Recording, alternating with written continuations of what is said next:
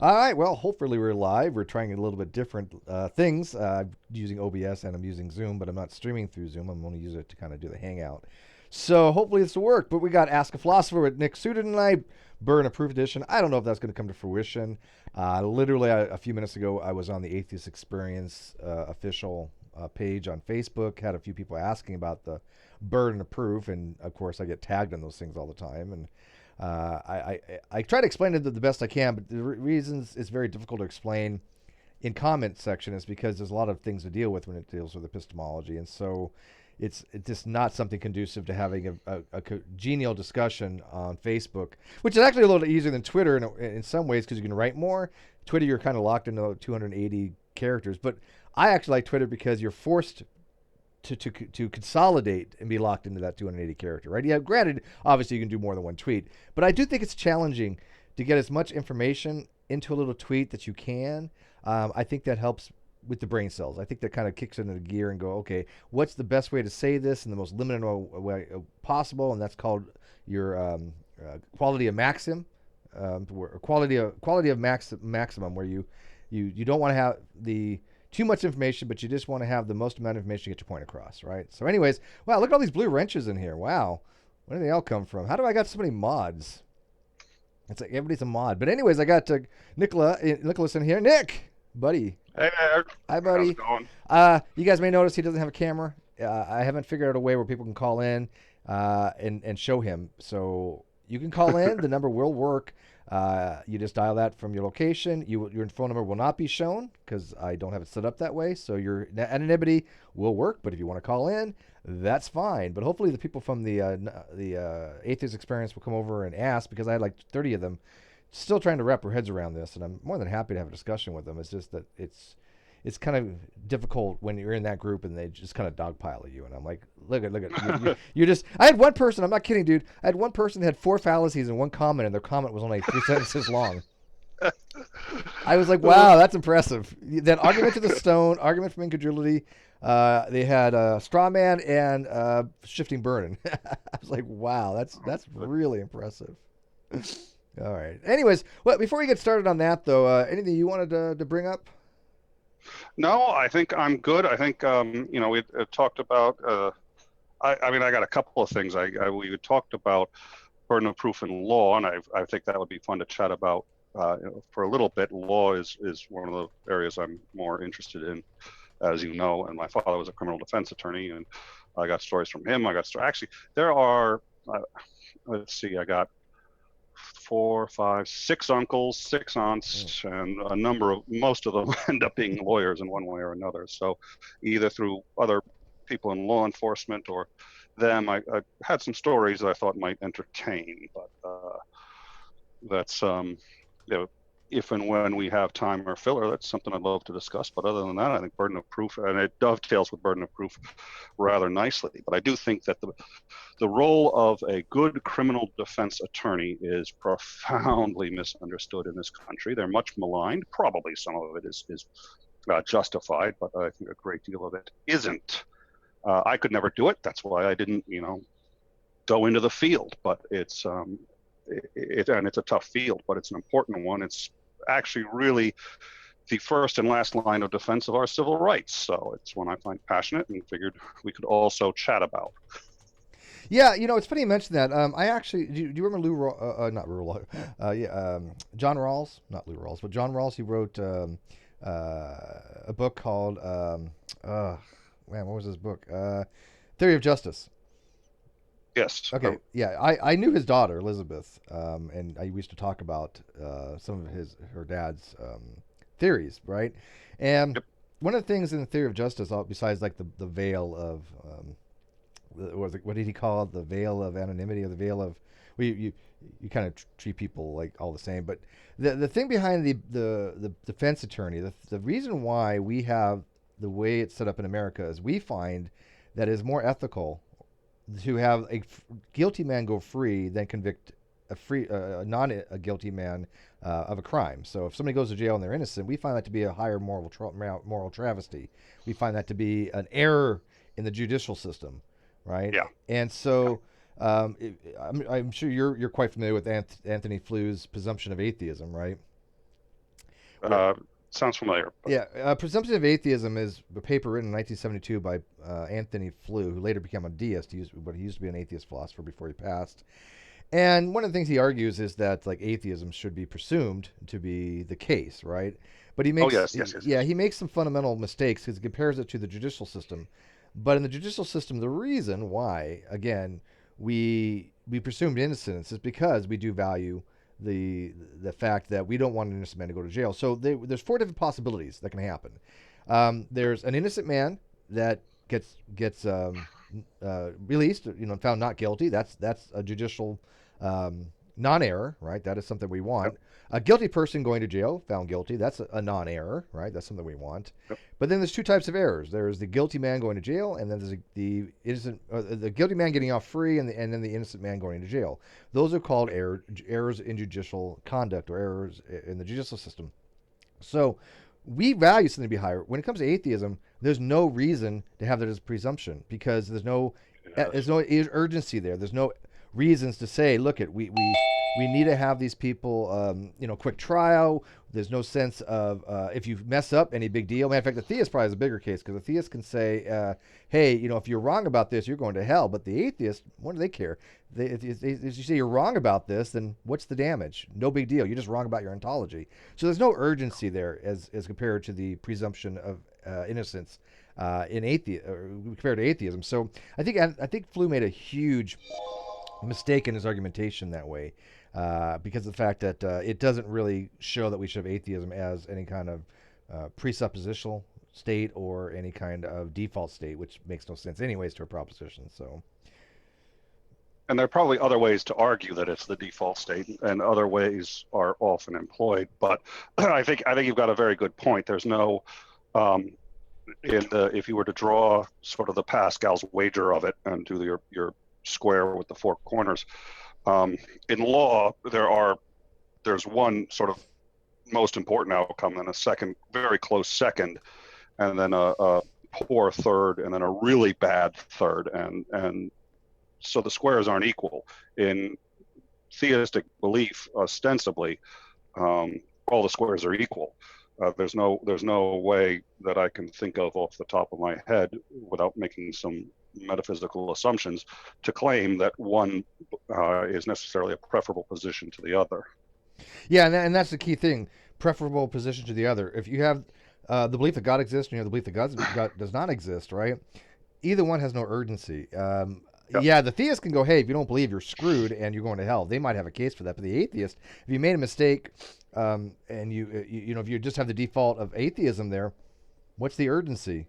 Well, There's nothing. In the case of the crime, we don't want an innocent man to go to jail. But in atheism, we have no such moral high a difference in moral efficacy of what would be a difference between error. If there's an error that an innocent man goes to jail as opposed to the error of a guilty man going to free, we again place one higher than the other as far as a moral travesty, so a moral injustice being done, right? So if you have atheism, theism, they're equal moral footing. There is no reason to think one is more moral than the other. It's just there's no reason to. any attempt to make a reason like the one you just gave of the theist who says, well, you're screwed for X, Y, and Z. He's already piling in all sorts of presuppositions Oh on yeah, that. huge amount. The only way he can make that argument is to assume things that presumably you're trying to avoid assuming. The whole point of you can't answer the theist's attack on that until you've actually made a position on that diagram in the first place. So he's actually what is it, begging the question there, because he's trying to insert Yes, into I was gonna say. your I was gonna say he was begging the logic. question too. Yeah. That seems like it's the case. Yeah. We got a lot of people watching. If you guys want to call in, here's your chance. I especially see Sarah and Sweet Heathen out there, so one of you guys better call in at least. We have a gender quota here. We need to get at least one female to call, or else YouTube will deem us misogynistic and probably gets us taken off the air. So just to satisfy that quota, will one of you guys call in and ask Nick a question? I don't care what it is, just something. And by the way, I haven't seen anybody come over from the atheist experience, which is kind of surprising because they were all tagging me. It's so funny too. Anybody mentions anything about burden of proof or anything mentions about agnosticism, You suddenly, I get tagged I like wonder 50,000 why. times a I day. wonder why. And then they say, "Well, why are you talking about this, Steve?" I'm like, "Cause I'm literally tagged all the time, and I don't mind it. Don't get me wrong, I really don't. But it's just hilarious." Uh, I'm like the go-to guy for these topics, and yet everybody else is like, "Well, Steve's an idiot." I'm like, "Then why are they tagging me?" I don't get it. But I got to know something, I guess, if they're tagging me to be the guy to come in and kind of clarify things. But well, yeah, either that or maybe they just sort of see you as an attack dog. They're like, you know what? I can't handle this. Steve, could I see you for a second? I'm not an attack dog. I just go in and go, "Yeah, that's wrong." All right, Okay, well, sweet heathen sister, will call in one of these days. That's fine. all right. So I'll give a story, and this is for the because this is a good one, and I think this is for the 50 people who are here. This is what you get for showing up when no one else did. So there's another reason, and so we have an adversarial process, and people think it applies to just the one case that's happening, but it doesn't. It applies. The whole idea is that if the prosecution cannot build a strong enough case on their own following the rules, and that's what's critical. That's what separates us from authoritarian governments. They have to follow the rules. If they can't, they should lose. It doesn't matter if the guy is guilty or not. It doesn't matter what the crime is. If they cannot build a case following the rules, they should lose. That's the premise of the system. Now, this was an interesting case because there was a guy who was on trial for murder, and there was, I know the lawyer who was trying the case, and there was no doubt in anyone's mind that he was guilty. And contrary to popular belief, the lawyers know. They've dealt with guys long enough. They can spot a guilty one pretty quickly. But it doesn't matter. It's not their job. Their job is to put forward the best defense, and that's what this lawyer decided he was going to do. Into the trial, he gets a call from the DA, and the DA says, "Guess what happened last night?" And the lawyer says, "What?" "Well, your boy confessed all the details of the crime to his cellmate, and we're going to put him on the stand tomorrow. Have fun with that." Lawyer calls up his client and says, "How the fuck could you be so stupid? What the hell were you thinking?" And the client says, "I swear to God, I did not confess." Now, the first and most interesting part of this is he didn't say I didn't do it. He didn't say I'm innocent of the crime. He didn't confess. There's a difference. Yeah, he said he didn't confess. So if if there were any doubts as to whether or not he was guilty, those got washed away on that moment. But on the flip side, the lawyer really said the lawyer knew the client, and he trusted that the client really wouldn't have done it. He looks into what the cellmate is going to say, and the cellmate has all the details of the crime, such that only the killer could know them. How on earth does the guy have this? So the lawyer decides to believe his client. Usually that's a poor tactic to take, but he decided to do it. And so I said, "Okay, where is this information coming from?" So he dives into the guy's background. Now, the guy, first of all, he says, "Is there any possibility that this guy did it?" No, the guy was in jail. He's been in jail for a couple of years. He's been in jail for 5, and he was going to get out in 6 months. But here was the interesting thing. His sentence was 20 years minimum. Why is he getting out in 5 months? Lawyer looks into it, and guess what? This guy is the luckiest man on earth. Why? Because 4 previous cellmates of his had confessed the crime to him, and he had all the details of the crime such that only the killer could have known it, or the whatever the particular crime was. So he's sitting there going, that doesn't happen. That doesn't happen. And in each case, there was a different district attorney or assistant district attorney who was trying the case, and the guy got several years knocked off his sentence for testifying against his cellmate. And in each case, he actually knew these details. How's it happening? So the lawyer says, "That's it. We're going to toss his cell." Calls up the local jail. They go through the guy's cell, and they find a stack of stationery from the Dallas district attorney. They go and call up the DAs and say, "Listen, have you gotten any requests from the Dallas district attorney recently?" They said, "Oh, yes, we have." Here's what he was doing. Every time he got a new cellmate, he'd say, "Oh God, my assistant district attorney is Mr. Smith. He's one hell of a jerk. Who's your assistant district attorney?" The guy would say, "This is the guy who's trying my case." Say, "Oh well, good luck." He would then write up a letter using the Dallas district attorney letterhead and say, "We hear you've just arrested so and so on these charges. This is similar to a case we're looking at here. Could you please send us all his files? And by the way, please send them to the local prison, care of the local prison." Uh, and they did it. These files were getting sent. And if you ask how this could happen, it was actually really quite simple. These kind of requests are common. They happen all the time. So the district attorney's office would get the letterhead and say, "Oh, there's another district attorney who wants these files." Sure. And they would send a letter down to their records department without actually reading where these records are being sent to. The records department doesn't care who's asking for the records. They just, once they're told to get the records, send the records. And records go to jails all the time because people represent themselves, so they need their records. So this guy was getting the records of all of his cellmates and then reading the records and then calling up the assistant district attorney and saying, "Guess who just confessed?" And he knows all the details, so it seems like he must be telling the truth. And the most interesting part of this entire story, all of those previous convictions got overturned. In 3 of the cases, guys were almost certainly guilty. There was a lot of other evidence. In one case, all the evidence had gotten thrown out, and it was clear that this guy was probably innocent. And in fact, the charges were going to get thrown out until his cellmate called up and said, "Guess who just confessed?" So that is ostensibly one innocent guy who went to jail that was exonerated by properly defending a very guilty guy on one thing that he probably didn't do, which was actually confess to his cellmate. So That's some bizarre stuff, man. well, that's what happens when you get people in prison for 5 years and nothing to do but, you know. And he almost got away with it. He very nearly was 6 months from getting freed. Well, I mean, the thing with the judicial system is that it's supposed to, catch things like that, and we do know that there are infelicities that happen in the judicial system, to say the least. But it's so funny because I thought we were going to talk about this. I thought you were going to talk about the fact that we have a prosecuting attorney that their job is to basically make sure that the prosecutor makes their case, and you said it has to be fairly, right? What I think happens though is a lot of these attorneys adopt the must win at all cost mentality. And that's where I think that the judicial system fails, because that's not what it's designed to do. You're not supposed to cheat in order to win or get your client off. And I do think that a lot of defense attorneys go beyond the measure, and they do things that are slightly unethical in order to get their client off.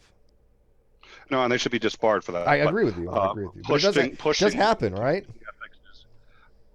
Yes, it has, Yeah. and it's happened on both sides. So It happens on both sides. the Yeah. district attorney is often elected. In most states, it's an elected position, and they know they get elected by how many guys they're putting away.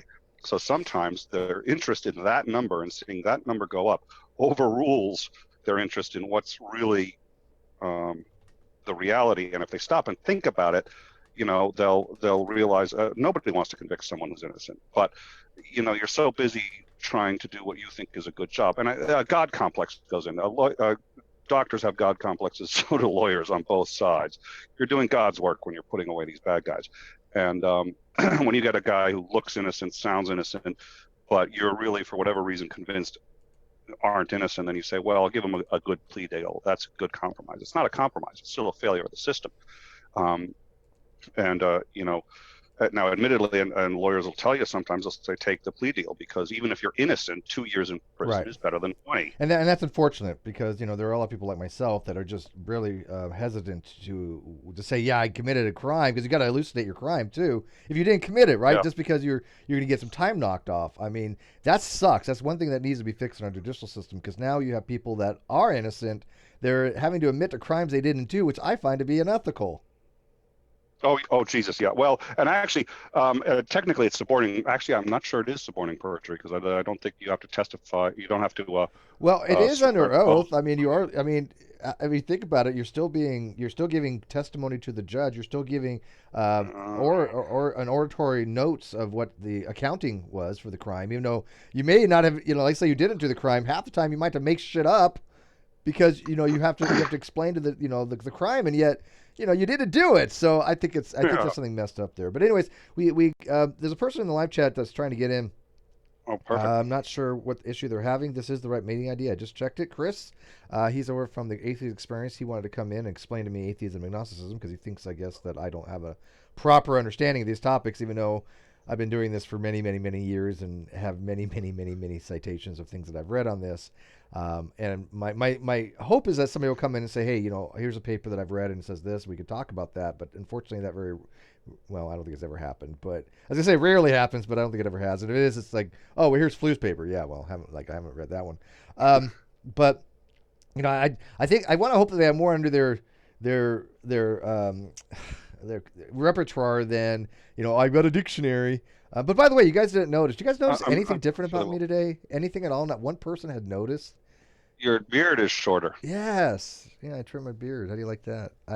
I had an outing yesterday with the wonderful and amazing Brittany Simon, who I just absolutely adore to no end.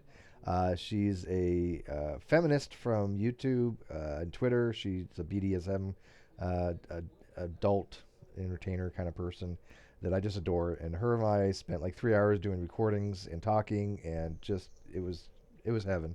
I had a great time. She's wonderful.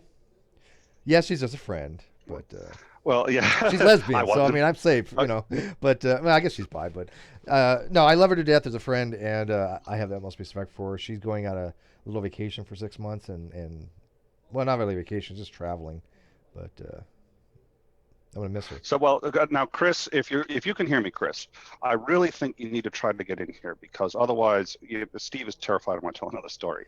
So, Yeah, don't make me go through get another in. one. Get in before that happens. There's an audience. They're going to be dropping off like flies. They're going to start falling asleep, and there's nothing I can do about it. Normally, I make up for it by just sort of waving my arms around a lot and just trying to be dynamic on the screen. But Steve has now denied me that. So, Yeah. Well, I mean, I saw him in the live chat earlier. I don't know if he's still in there though. So because he said something about the number or the I don't know the ID, but there we got somebody. we had somebody. All right, Adriana. Is that how you pronounce it? Adriana? Oh, you get to see her image. Yeah, but she doesn't show in the outside chat, so we only get to see her. Oh, okay. Oh, that's how. Okay, okay. Adriana, can you see us? Can you hear us? Yeah, I can hear you. Okay. Did you have a question? So you say you're agnostic? Yes. Yeah. So I have a question about that. So when I know there's debate on the definition atheist and agnostic. Not really a debate on it. There's just people that don't understand the Here we topic. go. and Here we lose go. their Yeah, juice. just say it. Okay. Anyways, okay. So when I use the word atheist, I just mean like that I don't believe in God. Just based on that definition, would you say you would be an atheist? First of all, do you want to be seen on the stream, or do you want to be, or do you? You can show me.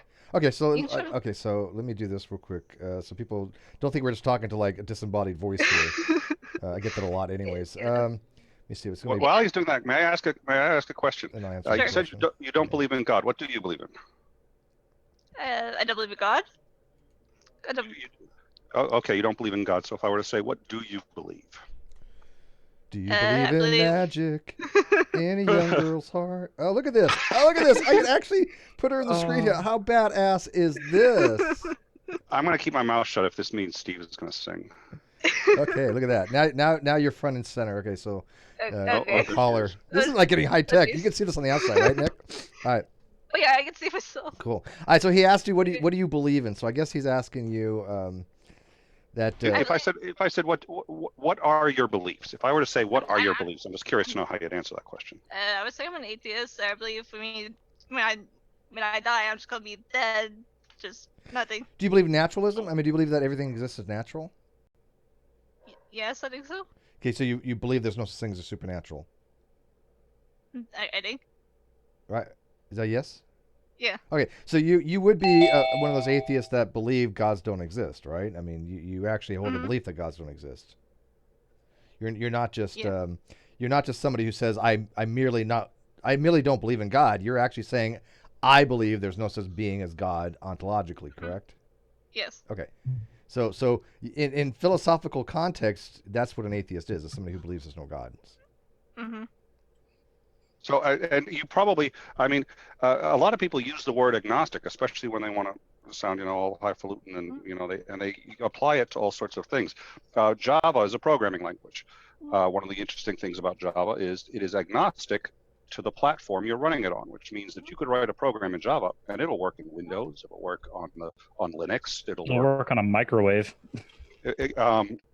Yeah, I'm not sure the microwave would, but you get the point.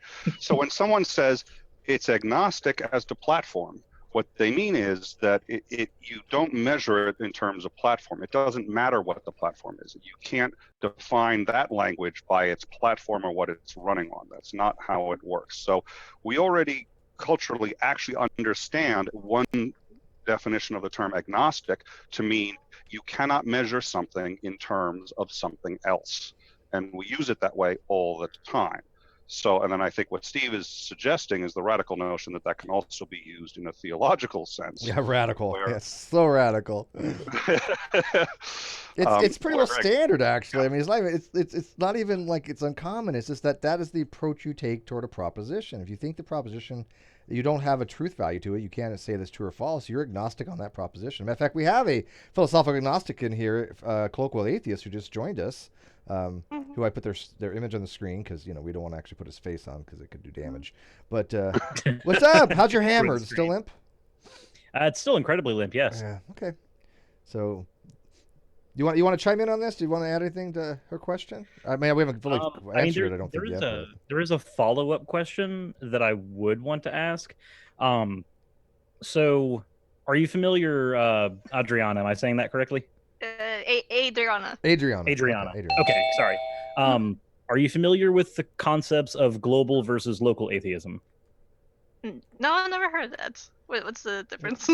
Okay, so if you're taking the position of philosophical atheism, so gods do not exist, the next question becomes global or local. So local would be you can essentially disbelieve or believe not a certain number of gods or all gods that fit under a certain criterion. So for instance, all gods that have been conceptualized by man are false. That would be a form of local atheism versus all gods perceived, not perceived ever, like every single type of ontological god that could possibly be not existing. That would be a form of global atheism.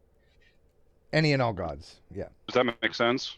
Even the hypothetical one. So one, I think, if I don't want to frame this incorrectly or step on his toes, but one just says sort of it's a denial of specific gods, and the other one is much more a denial of the overall concept, meaning that there's it's real simple. A local god would be something like Zeus, right? If you could be atheistic towards Zeus, so I would say I deny Zeus' existence, right? And then Ocean Kelter would come in and yell and scream at me for a few hours.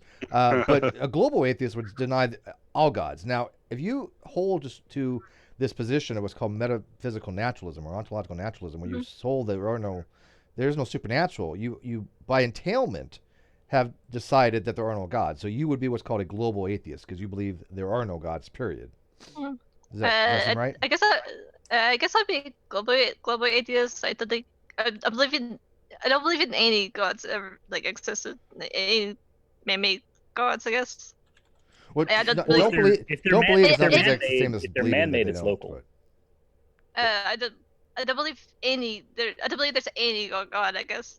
Right, but you notice you keep taking the negations. There's a difference between I do not believe and I believe not true. There's a distinct difference there. Okay. And so, is it safe to say that? Can you say I believe there are no gods? Is that a true statement to say that? If you say that, I believe there is no gods. Okay, so yes, then you would be what's called a philosophical atheist. Okay. Yeah. In fact, you're more of an atheist than Cyrus then. Really? Cyrus won't even say that. Yeah. Yeah, I'm going to pit atheists against atheists because that's what I do. Go after him. Come on, Adriana. Kick his ass. Come on. She should get a badge. I think she should get a badge. She answered every question honestly. It was a really good. I'm impressed. Right? Can we give her a badge? And by the way, thank you for the $1 super chat, RJ. You get a badge. We don't know what though. I have to... Yeah, we'll figure it out. it'll be suitably inappropriate, I'm I sure. never get people to come in and answer questions honestly. It's very rare. It can be what typically happens, Steve, is you get somebody who comes in who they have a particular position they want to defend, and they answer their questions based on their defense of that position, which may or may not yield honest results. Yes, and that's true. See, the one thing about the Socratic method is you try to answer open questions, or you try to ask open questions. But I find that here we give a little thing here. I got to. The thing is, I think that at a point where you can't even run the Socratic method anymore, when you're running with somebody who's just dishonest, you got to start asking closed questions and see if they're able to do that. And most times they can't. So they're going to give you a badge. She's getting a blue ribbon. They get a blue ribbon. So yay! I'm able to do this stuff on the fly. Oh my God, more people are coming in. I'm going to change my format again. It's going to mess it up bad, isn't it? No, maybe not. Speaking of ocean, just because, so I when I'm debating. Yeah, I know who Ocean is. Yeah, well, when I'm debating with theists, every now and then, we'll be talking about God or gods, and one of the things I end up going to the argument of, okay, well, it's I start equating it to a belief in Thor or belief in Odin or anyone like that, and they start to get really upset. And they're like, "Well, don't mock me. Nobody believes in those." I was like, "Excuse me, I know a good number of people. This isn't hypothetical. If I start trashing Thor, I'm gonna get hate mail." They think that you're kidding, and just like, no, we're not. We have people that are polytheistic, and that's fine for them. Whatever. But anyway, so go on. I've been trying to talk to Ocean about paganism and stuff. I'm actually interested in, even though I'm still an atheist, I'm interested in druidism. I'm really interested in druidism. Well, he would be the guy to talk to, man. He would know. Yeah. There's a couple people too I can point to that are very nice people and happy to talk to others on the topic, and that I really like. So if you want to, I'm just Nicholas Lamar Soutter, Nick Soutter on Twitter. Find me and I can hook you up with any number of them. Okay. I don't know how to combine my atheism and druidism. If I'm a druid, does me have to pray or something? Yeah, no, if you're not necessarily. There is a concept called atheopaganism. Yeah. Druidic faiths are generally going to be paganistic. Atheopaganism is a thing that you can appeal to. You have to remember that when you're dealing with a religion, you're dealing with a set of cultures, practices. Because you're dealing with cultures, rituals, and practices, you're not necessarily dealing with a God belief. This is why we can have atheists who are culturally Christian. This is why we have Buddhists who are religious and yet do not have a theistic belief of any kind. So those things are not necessarily incompatible. I totally agree with that. Yeah, I think a lot of people mistake is they conflate religious beliefs or at least spiritual with atheism. Now, granted, you have to make the distinction, right? I mean, you can't go around saying, well, I'm spiritual and I believe in life after death and hell and I think you kind of have to differentiate between just what we consider to be spiritual, which is just nature kind of thing. But you're allowed to do that. Yeah, I mean, if an atheist is not barred from being spiritual, it's just you have to clarify the word because if not, they're going to take you as meaning that you might mean something that you believe there are ontological things beyond the nature or beyond the natural, and that may not be the case. You'd be spiritual and still hold to naturalism. Yeah. Yeah. But my goodness, at that point, you would hold to methodological naturalism and not necessarily philosophical. Right. Mm-hmm. But does that kind of help? And back to your question before we get to the other people real quick. The agnostic is, just, like I said, just the person who just abstains from saying that God exists or God does not exist. It's no different than saying, hey, look at, imagine if this thing of water was filled with marbles, right? I'm going to use the Matt Dillahunty thing. If I don't show you this, if I just say, hey, I got a jar of marbles down here, right? Is the number of marbles are odd or even? And you go, well, I have no idea, right? Because you're not justified to answer that question because you have no information either way, right? So you have to suspend judgment on it. You're agnostic on that proposition. You go, I have no way of answering that question to justify it. Therefore, I suspend judgment on it. That's agnostic. That's a much better. I'm going to steal that example. That's a much better example than mine. Yeah, that's literally what it would entail. You don't believe that they're even. You don't believe they're odd. You're agnostic on it. That's it. Okay, does that help? I've been sending Steve so many comments. Oh my God, the hate mail he gets lately. You're the one. Oh, has he been sharing those comments with you? No, but he just said that he keeps getting tagged in convos to come on I in. get and tagged a lot. All right. So, Adrian, I'm gonna put you on kind of on hold here, I guess, real quick. Okay. Let's see here. So you're not going anywhere, but all right. So Gregory, I think, are you up next, or do we have somebody before you? Gregory. Hello. Gregory, you there? Can you hear me? Gregory R. Hey, you're muted if you're talking. I can't hear you. I see your lips moving, but I can't. Oh, Your mic's not on. Nope. No. Can you guys hear him? All right. Well, he's figuring that out. Okay, so we got two other people in here that called in. The person with the 919 area code. Who's that? That might be me. Yep. Yeah, okay. I'm Manuel Rodriguez. I actually found out that you were doing the show on Facebook. Say that again. Just I a love the little way you while say ago. that. You and I were talking. Rodriguez. Say that again. I'm sorry? Say your last name again. Rodriguez. Manuel Rodriguez. I love that name. That's gorgeous. I took 4 years of Thanks. Spanish and I still can't pronounce like that. That was amazing. Thank you very much. I guess it helps, being raised in a family that speaks both languages. Awesome. Okay, go ahead. nice. Well, I mean, honestly, I came in because you had invited me on discussing, what was it? Burden of proof is what we were talking about on Facebook for a second there. So, you. I came in because you had invited me on. Oh, we got a little feedback there. Now, Gregory, I'm going to have to mute you because I now can hear you, I think. Okay, so go ahead. So on Facebook, yes. So we were in the, were you just in the Atheist Experience official page? Yep. Okay. So what was your question from there? Oh, from there, I was just answering the question that you had posed to me there, as far as like my personal position on burden of proof. And for me, I would say that it always falls on whoever the claimant is, and that goes claim by claim. A theist can have the burden of proof if they actually make the claim that a God exists, just as an atheist will have the claim if they actually make the claim directly that no gods exist. I personally identify as an agnostic atheist and would never make the claim that no gods exist. There are certain gods I would say don't exist. I believe earlier in the show, the concepts of localized and local and global atheism, I believe is what they said it was. Correct me on that. Yeah. Global atheism. And I think I would probably qualify more on a local level, the conceptualized versions that humans have that are man-made, that we can prove are man-made. I would say that those gods definitely don't exist. That no God exists at all, I'm very agnostic on that. I don't know one way or another. If I can't falsify something, I'm not going to make a claim on it. All right, well, let's dive into that a little bit because there's a lot to break down. The first thing that you were talking about with the burden of proof. Now, there's an old adage, there's an aphorism that basically people say, that they say the burden of proof is on the person making the claim. That's not a false statement, but they don't go far enough. For some reason, that's the only thing they ever learned about that topic. They hear that all the time and they parrot it, but they don't seem to understand that that's only part of it. There are other types of things where you also have a burden of proof, not just the person making the positive claim. Now, and I want you to think about this. Would you agree that to have a rational position, it has to be justified?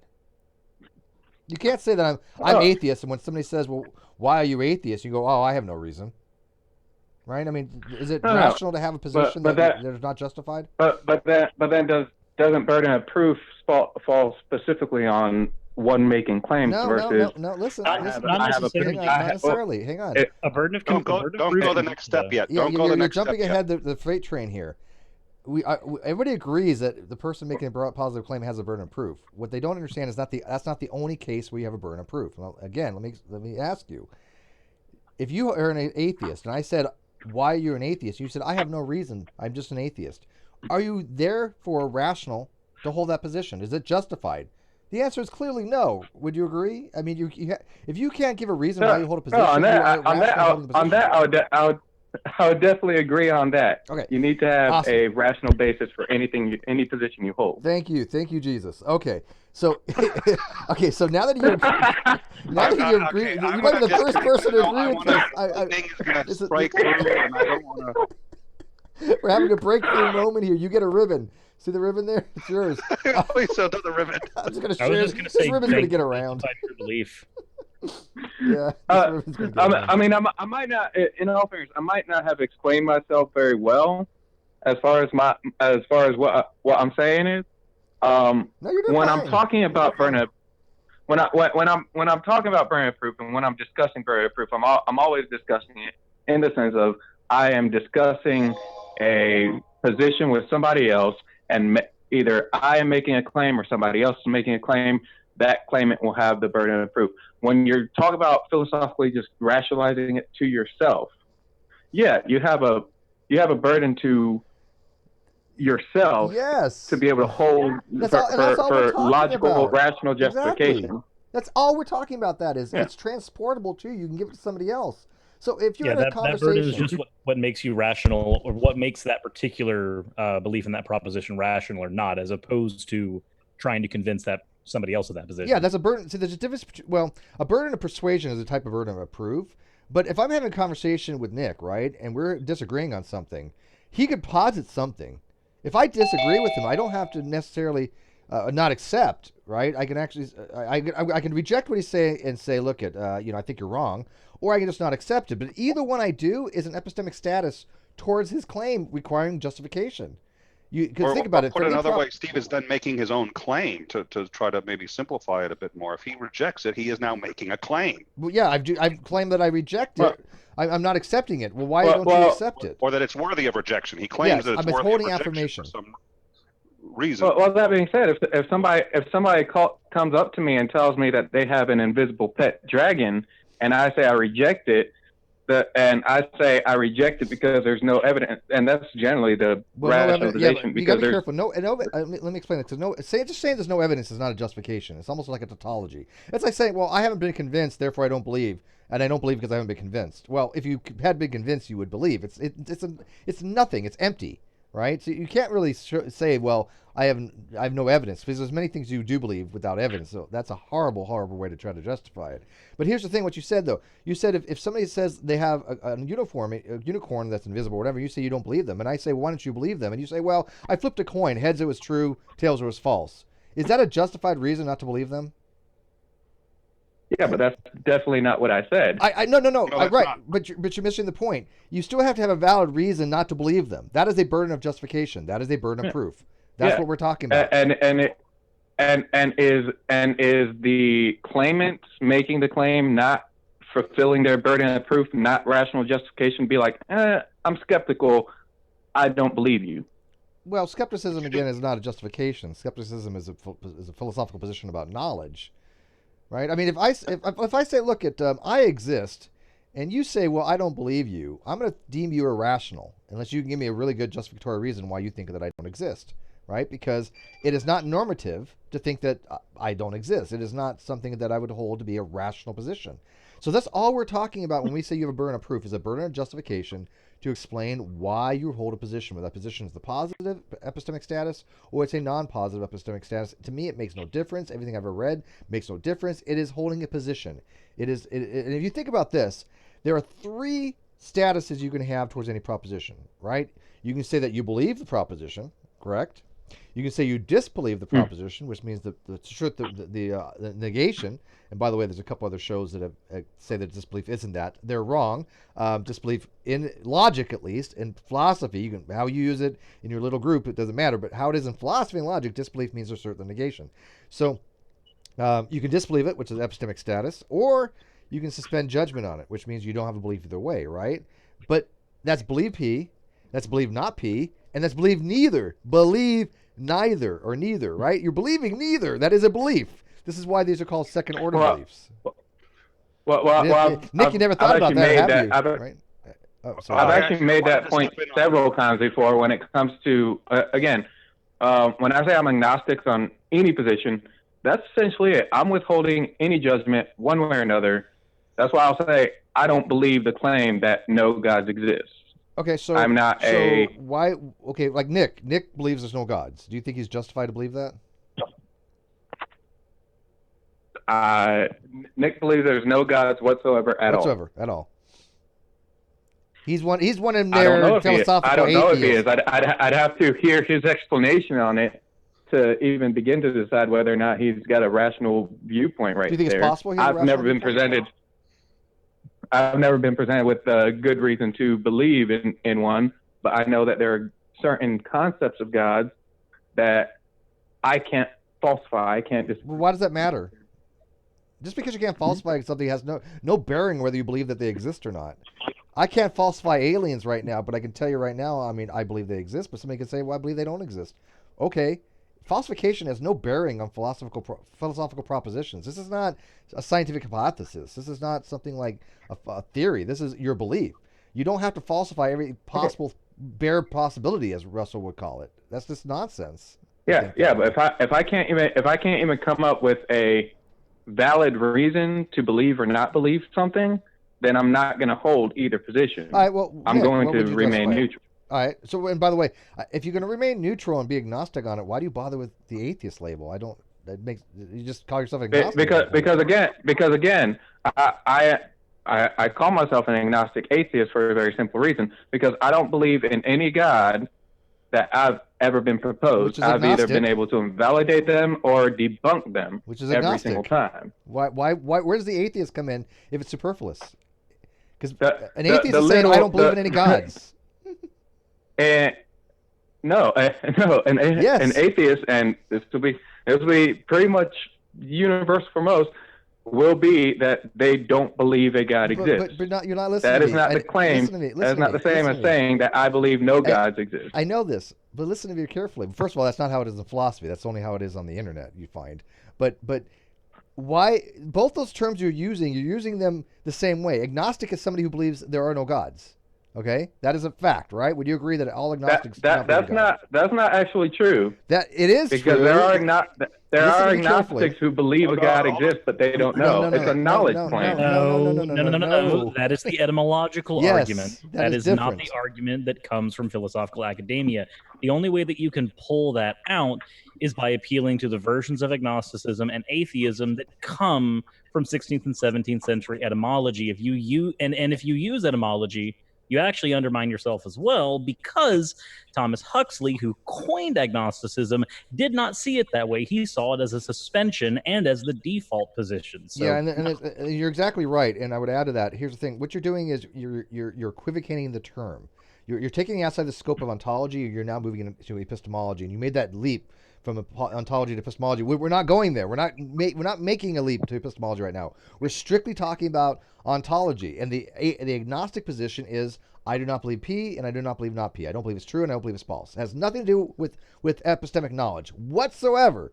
So the question of knowability of gods, which is the epistemological proposition of agnosticism, is not what we're referring to right now. We're not talking about that. So put that to the back burner. All agnostics do not believe in God. If they did, they would be called theist. Okay? An agnostic suspends judgment, right? Remember, it's the third epistemic status. So you cannot be agnostic and then say you're theist, because now the theist believes the proposition is true, and the agnostic says, well, I don't have a position either way. Now you have a contradiction. See that? Let me just, on the off chance that he doesn't necessarily know all of those terms, I want to get back to a very practical example that I liked a lot. Somebody comes up to you and says, I have an invisible dragon. And the dragon is right next to me. Do you believe me? What are you going to say to that? Do I believe you that you have an invisible dragon? I'm going to say no. Why not? Because I have no reason to believe. I've never been demonstrated that a dragon does exist. I don't have any reason to believe that you can have an invisible thing exist. I'll test it if you insist that this is real. I'll test to see if it's there. I'll swing my arm in the invisible area. Don't touch my dragon. Do not touch my dragon. But I like where you went with that, and I see it. But here's what I want to do. So you said you don't believe it. Is that correct? Yeah. So if someone comes up to you and says, "Do you believe Nick has a magical dragon?" What are you going to say? No. No. Isn't that making a claim? Did you not No. just make a claim? Well, claim is if you're asking me to prove that I believe or don't believe something, I can't really prove to you whether or not I believe or not. The word proof. And that's the only claim I'm making. I'm telling you my position on it. You know, the burden of proof again is not that you have to prove something. The burden of proof means you have to justify something. You only have to prove something if you say, I am going to prove something. If I can say, I can prove to you I have an invisible pink unicorn sitting next to me, then I have an obligation to prove there's an invisible unicorn next to me. If I don't make that claim, I have no onus to prove something, right? So the burden of proof isn't what you have to prove. It's what you have to give as justificatory conditions and reasons for why you hold a particular position, including not believing something, because again, that is a position, that is an epistemic status. Suspending judgment is an epistemic status. If not, Bert Poole made a brilliant video on this a while back, and he pointed out, he said, you know, the people that go after Steve, they should be going after him about why he's agnostic, because they're basically giving him a pass because agnostics have a burden of proof. And I'm like, yes, he's exactly right. Of course they do. And if you accept that, then you have to accept that somebody who would be called a weak atheist would have a burden of proof too, because they're the same position for the most part, logically speaking. They both don't believe in gods. So to say that, you know, just because you don't believe something, you have no burden of proof, then I find that to be odd, because you're literally saying, I hold a position that I'm not going to justify, that I'm not going to hold to be rational, because I'm not going to give reasons why I hold that particular position. Now, I don't think that's your case, but that's what I hear often, and that's what's really disconcerting to me. I mean, and like I said, if I hold a position, I'm going to try to, you know, hold a rational reasoning for it. I mean, I try to challenge myself all the time to make sure that any position I hold is rational.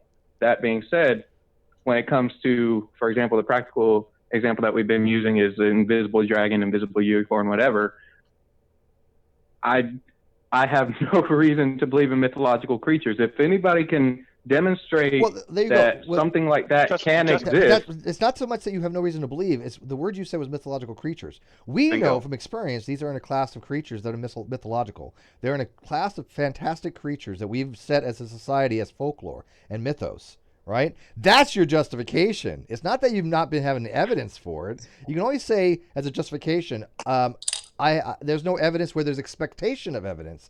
Then you've got a case, right? If you say, look at, I would expect there to be evidence here of invisible poop. But then again, how do you know that invisible poop would exist for invisible unicorn? You have to have something you would expect, right? And then you can say, well, we don't have that evidence. These are all things like, I believe that's not the case. Unless you add something like the quality of intangibility or something like that, even an invisible object, an invisible creature, you can test it to see if it's real or not. But beliefs are not testable. You don't test beliefs, and this is what you got to get rid of from the science stuff. You got to isolate yourself from the science. These are not scientific hypotheses. These are beliefs. Go ahead, Nick. Sorry. I want to make 2 points real quick. Yeah, go ahead. First of all, and I'd really like you to think about this, because I know it seems counterintuitive, but this is the second you say I don't believe, you're actually making a whole bunch of claims. One of them is that so I don't believe in Nick's invisible dragon. So you're really making the claim that I'm either making him up, that I'm lying, I'm delusional, but you're absolutely making a positive claim. In fact, it's basically impossible to make a negative claim without also making some corollary positive. So you actually are making a claim. What happens is people get, I think, intimidated by the idea well, I'm not entirely sure how to justify it. So what I say is it's a negative claim, so I don't have to justify it. But the funny thing is, and this is what Steve picked up on, you just did justify it. Yeah, you did. You came up with a really good, genuine justification that had nothing to do with, there's no evidence. You can say, Nick, I don't believe you because dragons are mythical creatures. And here is all of the accepted information on how they don't exist. Nobody's ever seen one. Nobody's ever interacted. I would totally take that as justification, yes. And so, but that's literally... You can already justify it. You actually know how to justify it. But see how we worded it? The way you worded justification is important. You can't just say, well, I have no evidence on it. That's not a justification. That's almost a tautology. But here's the thing. When I'm saying that, when I give that justification, I'm not, I'm still adding on top of that. There's no evidence for the positive claim, but there's plenty of evidence against your claim. And then you bring it up. Then you bring up the evidence against the claim. Yeah, I mean, look at. the I'm not justification. If Nick tells me that he has a invisible dragging in his garage, I'm not agnostic on that. I'm going to say he's bullshitting, right? I'm going to call him straight out and go, yeah, I don't believe you. Not only do I not believe you, I believe that you're full of crap, Nick. And then I'm going to give reasons why, right? Because, like you said, the whole concept of a mythological, magical, invisible dragon, we know falls in the mythos category. I'm going to be straight up, I believe that's bullshit, right? Now, somebody can say, well, how do you know that to be the fact? Well, I'm not claiming it. It's like an ontological fact that must be, right? It's some kind of metaphysical necessity. What I'm saying is, I think it is the case, ontologically, the state of affairs are that he doesn't have what he claims he has, right? I believe that is wrong. I think he's saying something that's untrue. So you could also just go my route and take the pragmatist route. It's not useful to believe that, therefore it's discarded. You damn pragmatist. If you walk away with nothing else, walk away with two things, which is a negative claim is still it logically can be completely rephrased as a positive claim. You're still actually making an assertion, so you do need to be able to justify it. Now, I sometimes make the exact same. Hey, you haven't provided me evidence. I do that when I'm lazy. I'm on Twitter. I've got a limited number of characters, and I know I can get away with it. But the truth is that. No, the negative assertion, the denial of the claim, is its own claim and needs to be justified. And then people sit there and say they get intimidated by it. But the truth is, if you don't believe it, the chances, because you're not psychotic, I don't think. I've just met you. Presumably you're not psychotic. Because you're not psychotic, that means you probably really do have that justification. And it's probably not remotely as hard as you think. You're just not used to thinking about it that way. Well, I mean, they're told. I mean, you got to admit, there's a lot of, and I hate to use the word indoctrination, but it really is a lot of indoctrination by people saying, well, atheists never had a burden of proof. I mean, people going around left and right. I mean, I had a month-long conversation with Dr. Carrier on this. He never even balked at that. He's like, well, yeah, of course. Atheists have a burden of proof. Doesn't matter whether you're positive or negative. He doesn't care. All atheists have burden of proof. But his argument is that they've already met it, which is a different argument entirely. He's actually making it that atheism is almost at a level of a scientific theory, such that when science, if you argue against scientific theory, you have the onus, right? It's not the person saying that evolution is true to demonstrate to you. It is you have the onus to show that evolution is false. And I get that. I agree with that in science. This isn't science. It's philosophy. And I don't think anybody has a right to reach some elevated status of special level to say, well, you know what? Yeah, all the work's already been done. Anybody's justified to hold that position because they're atheist. I don't understand that at all, because everybody has their own individual reasons to hold a position, and you can't just appeal to something else. You know, like I get that this is an argument from within philosophy, but to argue that something in philosophy has reached a point in science or where it's akin to science, wouldn't that just like flat out be a category error? Yeah, I think it's a scope error at the very least. Definitely. Well, and then it would be science, presumably. If you succeeded in making the jump, you now have science. Well, and if you succeeded to make that jump, it would be really strange as well, because science deals with what's natural, and atheism is a question against a supernatural claim, or again, categorically separate. Yeah, that's why science appears to be logical naturalism for a reason. Yeah, but if you're asking the why I'm atheist, what is my rational justification personally for being atheist, I'm going to tell you that my reasons are because every claim that, sorry, my phone just did something weird. Anyway, I'm going to tell you that, like, as far as my reasoning behind it, personally being an atheist, it'll be because I have evidence against your reasoning. Okay, what's the evidence? What's the evidence that gods don't exist for your justification? It depends on which God I'm talking about. That's why I say I'm a localized atheist. Oh, okay. So you're God. So you're okay. So let's clarify this real quick. What is the difference between you and myself? I'm an agnostic. Nick's a philosophical atheist. Sirs is a colloquial atheist. What's the difference between you and all our positions, right? How do you differentiate? Because I don't believe there's a God, and I'm agnostic. You don't believe there's a God, right? And you call yourself atheist. So how do you make the distinction between your position and mine then? Probably because I use I go by the definitions in and of themselves. Hang on. Wait, let me finish. I'm using the definitions and the way these words are used in the philosophical literature. You're using them the way you want to. I'm not which are discussing them. But that's not my question. I'm not discussing them for like if I'm speaking philosophically, yes. Well, I mean, there's different ways. I can't even get words out. Words will come out. I promise you. Okay. I'm sorry. Take your time, man. No rush, dude. It's all good. You're doing fine. It's all good. No. Well, all right. Sorry. Breathe, man. Breathe. Dude's gonna have a heart attack on my show. Don't do that. It's bad. I'll get demonetized. None of us are trying to pressure you. No, and we're not. I don't play a game of gotcha either. Don't think that I do. I've really never. I don't like games of gotcha at all. No. You're okay. fine. Right. Just before I started responding, because I'm drinking soda, I started like I started just like choking on that, and I'm being weird and I'm so trying concerned to get about it being out. demonetized about you dying on air. That's my big concern.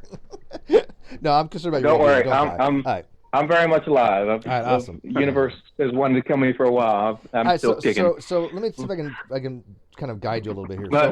But again, I was gonna say for my position, if I'm defining atheism, if I'm going off the definition of atheism, the particular definition that I'm going on is whether or not I hold a belief in gods. I don't hold a belief in gods. Now, if you want to turn around and ask me if I believe no gods exist, no, I don't hold that position either. Right. But because Nick I don't hold the position. Wait. Nick does. Wait, let me finish. Nick does. You were calling yourself an atheist, and again, I'm not trying to be disparaging here, but you're calling yourself an atheist. He's calling himself an atheist, but you have very different positions. He believes there are no gods, and he calls himself an atheist. You don't hold that position. You're putting yourself in the same category as him. Do you see how that might be confusing to people? But then you're acting like there's not different spectrums of atheism which have been discussed throughout the atheist community quite a while. I'm not denying that, but I'm trying to get you to understand the granularity problem. You're using a term that basically in philosophy that I would be called agnosticism, right? You're taking agnosticism and you're literally just, I'm going to call this atheism, which I'm not saying that you can't do. I'm not telling you prescriptively you can't do it. I'm showing you that it's very confusing because then what you did was you've taken my position, you've relabeled it, and now you're in the same category as Nick. When you are Nick, have nothing in common. He has a very different position than you. Well, because that being that's because that being because that being said, if I'm defining agnosticism, if I'm talking about agnosticism, I'm talking about whether or not I know a God exists or not whether or not I believe. You just jumped shark again. Stop jumping shark. Stop using agnostic in reference to gnosis. That's right. Not what I'm talking about. And that's not even but what I'm saying is like that's why I'm saying the discrepancy is coming from because of the way that I'm using definitions. You're not using definitions. That's where it's coming from. From where you guys are speaking, yes, I would fall with you as just as an agnostic. Okay. But because of the definitions that I'm actually using, the ones that I've seen in the dictionary millions of times, I'll post it on Facebook millions of times. But you understand the problem with the dictionaries. Listen to this. This is going to blow your mind. The dictionaries that you read do not define what these words mean. They tell you what the words are being used as, and people do use the word atheist as somebody who merely lacks a belief. That is in use. It does, but when it says atheist, it doesn't tell you anybody who lacks a belief or anybody who doesn't have a God belief is an atheist. It's not prescriptively telling you this. It doesn't define the word. This is the difference between a descriptive dictionary and a prescriptive dictionary. Dictionaries nowadays, almost all of them are descriptive. They describe usage. So when you say I'm going by a specific definition, you're not. What you're doing is you're saying I meet this certain criteria for general usage, and therefore I'm going to use this word to describe that. You can do that, but that's not how it is in philosophy. But that being said, do words not evolve throughout time for language, adapting to their usage over time? But there's a reason why words are used for conveyance of meanings, right, and usages. We want to have less ambiguity. We want to be able to use words to convey something. And when you say to me you're an atheist, and Nick says to me he's an atheist, I'm confused now because now I don't know what the hell your positions are. You could be one of a couple different things. When you say you're agnostic on the proposition, I know exactly what you mean. You have no position either way. So it's very confusing to me when I hear terms bantered around because of imprecision in the terminology, which, again, I'm not faulting you for, but I am pointing out that if you say you're an atheist and he says an atheist, I then have to follow up and go, what do you mean by that? And yet, does that make sense? Oh, okay, but that being said, when we're talking about the vast majority of atheist discussions that I've been in and seen and been a part of, excuse me, burping. Sorry. Anyway, so the vast majority of atheistic conversations. See, this is probably the first time I've heard anybody describing agnostic and atheist in the way that you guys are describing it. And that's every time I've heard. That's because you don't watch Cyrus's videos. You should go watch Cyrus's videos. Fair enough. I actually have a video that has a breakdown of both arguments. The argument, because the two arguments at present here are the argument from etymology, which dovetails into the argument from colloquial usage or practical usage. And then you have the argument from academia, which is going to closely mirror the same argument we would use for something like, say, having a precise meaning for the word theory when we're talking about science, right? Right.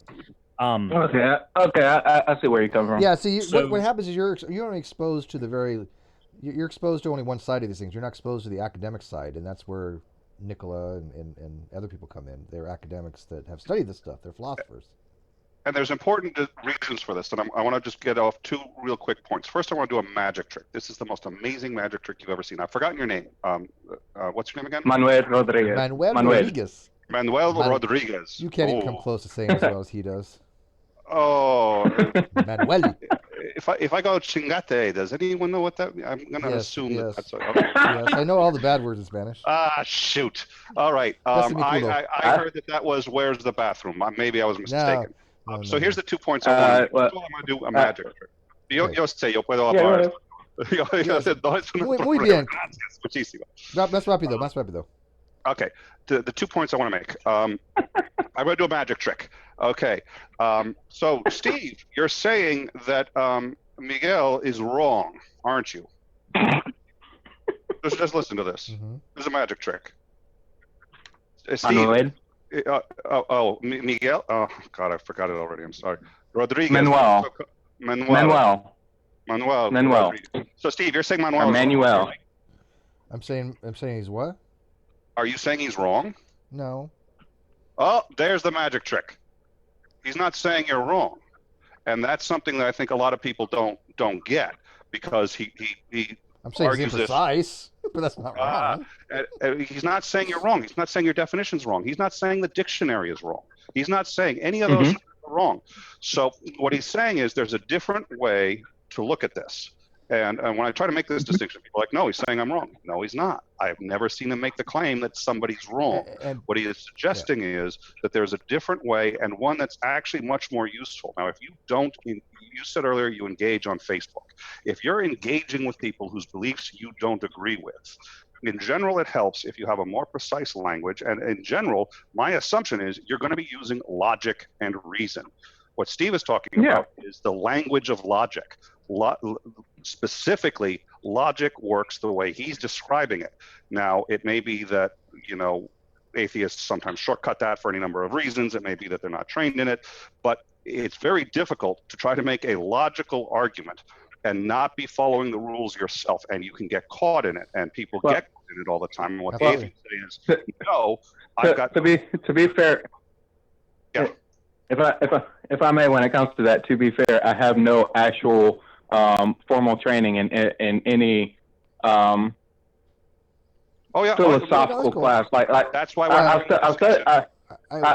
studied philosophy independently. The closest thing to any formal training I've had on the topic at all was when I was a theist and I was trained as a minister and an apologist. So. But that's why Cyrus makes videos. That's why Cyrus does the stuff that I don't want to do. He makes better videos than me. But that's why we have the discussion. But I think what's important to realize is he's not trying to say you're wrong. He's agreeing that you've got a definition and that it's one that, under many circumstances, may work quite well. But what he's suggesting is, I think he's suggesting, I'm not trying to put words in his mouth. What I think he's suggesting is that if you're going to be debating in a formal fashion or even quasi-formal where you're saying I'm using reason and I'm using logic, atheists have been using it incorrectly, and they don't have to use it correctly. Nobody's making them use it correctly, but if you're going to make the claim that you're using reason, you may want to understand a bit more about how it works. I think that's all he's really trying to say. I agree with that. I think, look, I had somebody ask me today, they're like, well, what's the point of philosophy? I'm like, so reason, critical thinking, logic, theory of knowledge, your truth. I mean, and they're like, well, none of that's philosophy. I'm like, no, that literally is all under the umbrella of philosophy. Steve, I have a question. When that person asked you that, did they ask you that in real life, or did they do it from a phone? Oh, they do it. No, they did it from Twitter, and it's just like, it just kills me. This is usually my go-to when somebody says something like that. I will say that your phone came from philosophy, and when they deny that, I will say that your phone came from an engineer, correct? An engineer designed your phone. Well, yes. If that engineer designed your phone, what was the basis that they used for designing your phone? Well, they used science. They used scientific discoveries in order to learn the engineering principles to make your phone. Okay, cool. Now, what is science based off of? Well, the scientific method. That's what makes it run. Okay, cool. Now, how do we make a methodology? Yeah, science is run by the fact that it adheres to philosophy, right? It adheres to methodological naturalism. By the way, I might want to point out, though, that method is philosophy. Just real quick to Michael, just real quick, you don't even have to look so far into the literature. You can actually go to almost every dictionary, and it's defined. Atheism is defined as the belief, or it says it's the belief that God does not exist. There has been a few changing. Like you look at Oxford, one of there's just changed, but not their Learner's Dictionary. Learner's Dictionary says a belief that God does not exist.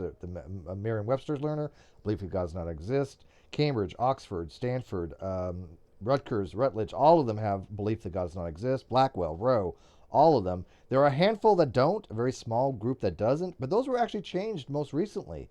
That was because of David Silverman and the American Atheist had actually written to Oxford and a few other places to get that dictionary actually to include lack of belief. Did you know that?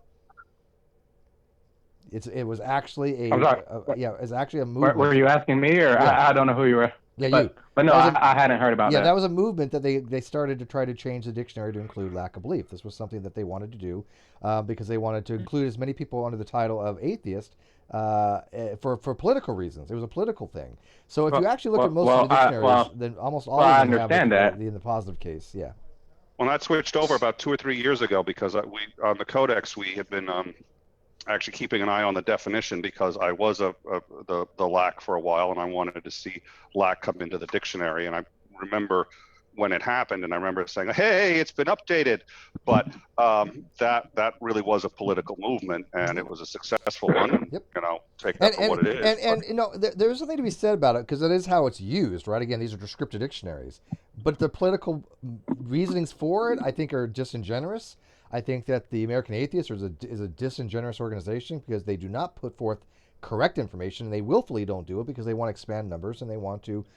I understand they want to normalize atheism. I do agree with them on that, obviously, but not disingenuously doing it because their site is fundamentally wrong. And anybody who knows philosophy will say that's fundamentally wrong. We've excoriated it before. We just eviscerated the things that they said on their page. But their editor-in-chief, Pam, has said, and I give her props for this, she's actually admitted, this is not a philosophical site. It is a political site. We're a political organization. We want to get people to join. Don't use it as a philosophical reference, but people still do, right? But anyways, we're going to move on to the next caller. We'll get back to your agnostic atheist another time.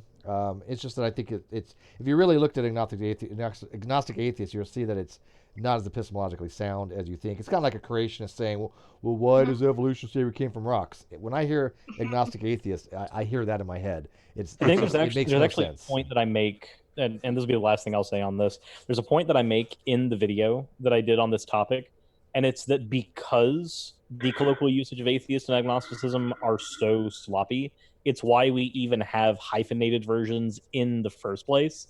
Because it's the only possible way to get some type of it's hyphenated, it's hyphenated out of something so sloppy. Yeah, I'm glad you brought that up because if you look at the wiki, even wiki says this is no information on this stuff. Even if you go look right now under agnostic atheist and wiki, even says need verification, needs citations, needs cleanup. It's grossly incorrect. It is like a hodgepodge of nothing. There's no citations because there's nothing to be had. I guarantee you, go right now. When you get off the air or whatever, go to Google Scholar, and you tell me how much information you could find on agnostic atheism. Good luck with that, because I don't think I found a single source. I think 2 things even mention it, and only in passing. It's just not found. It doesn't exist. It is epistemologically untenable to sit there and have a juxtaposition between ontology and epistemology. And as Matt Dillon, he noticed, thanks to a lot of people talking about this, I'm sure he noticed, in the weak case where you say that atheism is merely not a belief in somebody who doesn't believe in God, it is actually nonsensical because knowledge is a subset of belief, and you cannot modify something that is not a belief, right? You can't say, well, I know there's God when I don't even have a belief there's a God, right? That makes no sense. Or I know there's no gods, or I don't know there's any gods. Either way, you can't modify something unless you have a belief first. And so it makes no sense to have agnostic atheism. It is literally nonsensical. But anyways, moving on. Who's up next? Gregory, are you able to get your mic working yet? I think so. Can you Take hear me? care. Yes. Thank you. Thank you for the super Oh, chat. Sounds like a mic. Yes, thank you for the super Okay, chat. What you cool. got for us, brother? Can I put you on screen? Honestly, care? yeah, I don't mind at all. All right, awesome. Honestly, I don't really have that many questions or anything really. I'm kind of new to this community in general. I mainly follow you on Facebook. This is kind of my first time really like tuning into your videos and stuff. Didn't know I exist anywhere else other than Facebook? What was that? Didn't know I exist anywhere else other than Facebook? Oh, no, I did. I followed a little bit on the Non-Sec show, and I see you every now and then with Aaron Raw. So, or Aaron, yeah. That's not how you pronounce it, right? Aaron Raw. Yeah. Aaron Raw. Yeah. That's right. Yeah. But a good guy. I'm pretty new to the I guess atheist agnostic community. I was a young Earth creationist Bible teacher. I would say for about 7 years. Really? Do tell me the story. Can you like briefly tell me what was it that you finally realized that young Earth creationism was non-tenable? Let me think how I can sum this up really quick.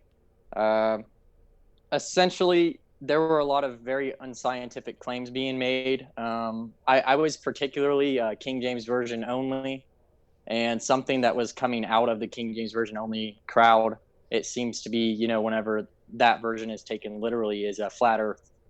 So that was causing some division within the small niche in Christianity that we already, held dear, essentially, as just a small group of what was called a rightly dividing for it's like a small denomination is kind of how I describe it. Well, I mean, were you like a Hovind follower? I mean, did you like and Ken Ham? And honestly, I never really liked Hovind that much. I didn't like his attitude.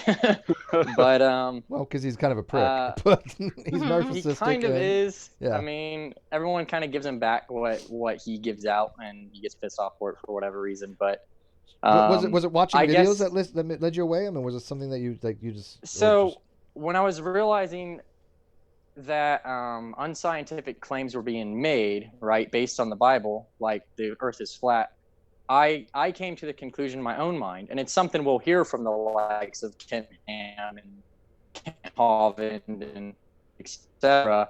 that science is creation science. Right? You're breaking up a little bit. Okay, well, is that better? Yeah. If you're near Wi-Fi, just move around a little bit. All right, go ahead. So what about the claims? Creationist claims? So there's this claim that's made. You could look at gotquestions.org, stuff like that. That true science is creation science. In other words, when you study science, it's going to lead you to creationism. Never happened. And yet that never has happened with anybody. The only way that ever gets substantiated that I've seen is through conspiratorial thinking, where they get led to creationism because, the commonly accepted science, that's a conspiracy. That's Satan's conspiracy. That's literally what I was taught in school. Satan. Yeah, I'm guilty of that as someone who had such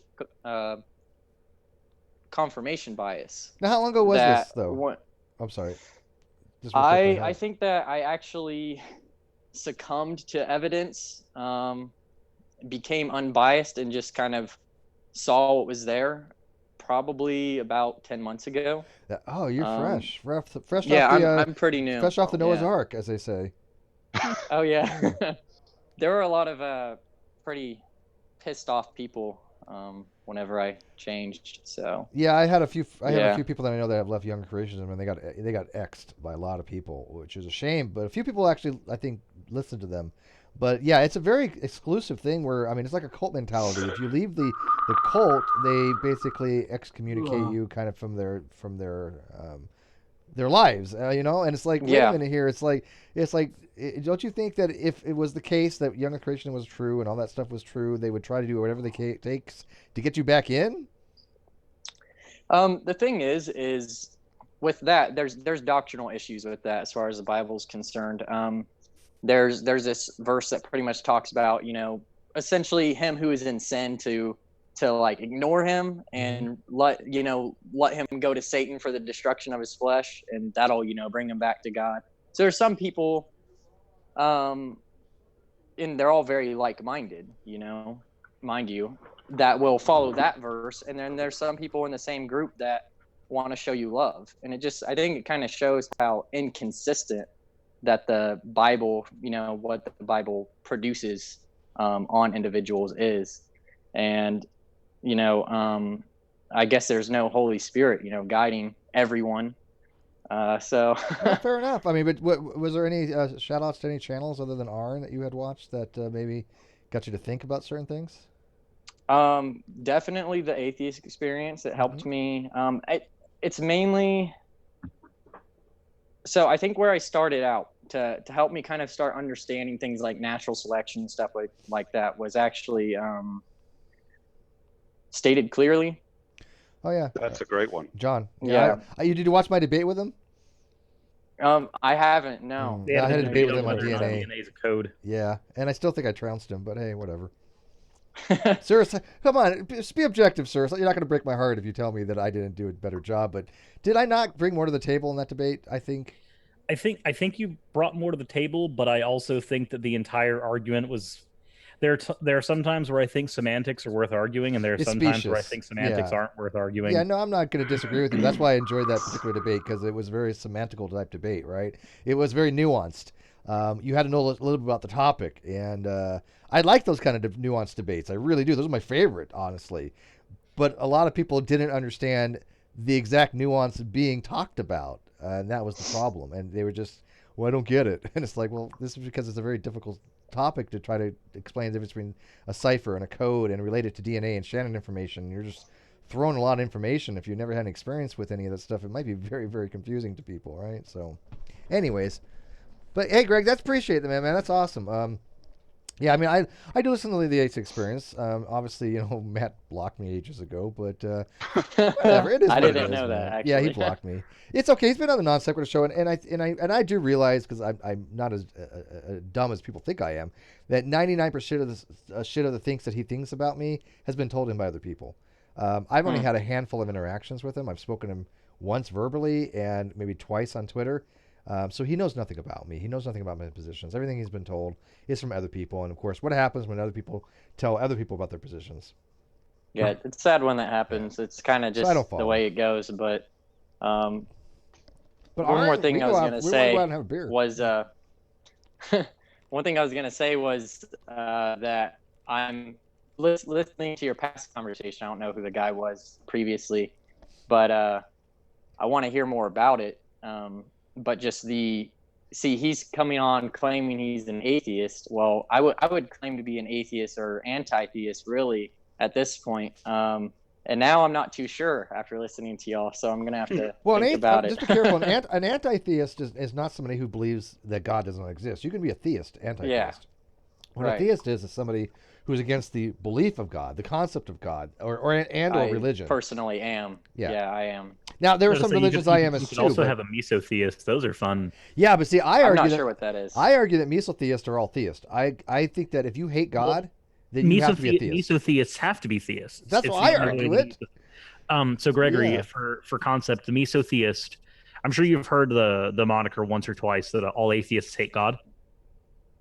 Oh yeah, of course. Okay, they're all followers of Satan. Right. So the position of hating God, any God, like it can be any God at all. It doesn't have to be Yahweh. That is referred to as a mesotheist. Right. Okay. Mes, Greek for hate, theist, and obviously for theism, so hatred of God. the mesotheist position, like Steve said, requires belief in the God first to substantiate true hatred. Not the same hatred you have for a fictional character like, say, Voldemort, but like true hatred of something that you believe to be ontologically true, enough that you can hate it. So whenever somebody says atheists all hate God, and I'm like, well, considering you're talking about mesotheists and I don't believe in a God, then you're literally talking nonsense now. Yeah, I've heard people try to argue Right. against that as well. I think they're wrong. I mean, I do think that mesotheist is a form of theism only. I think that you're exactly right. You can't hate something if you don't think it has ontological being, right? I mean, I can't hate Superman if Superman has no ontological being, because I'm not hating Superman. What I'm doing is I'm hating the concept. Yeah, you're hating the idea of the character. You're abstract. hating the concept of the character. Right.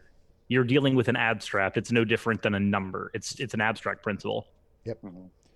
And so you got to be careful of that. But anyways, yeah, I mean, just keep listening and keep watching. The one thing that I do pride myself on is that the information I put out and other people put out is validatable, right? I mean, this is not like we pull it out of our ass. This is something that we have actual philosophers listen to us, actual PhDs that listen to us, and we have people that just read a lot. If any of us put anything out, I do get notifications. As a matter of fact, I have a correction to be made. The other night I had said something that was an error.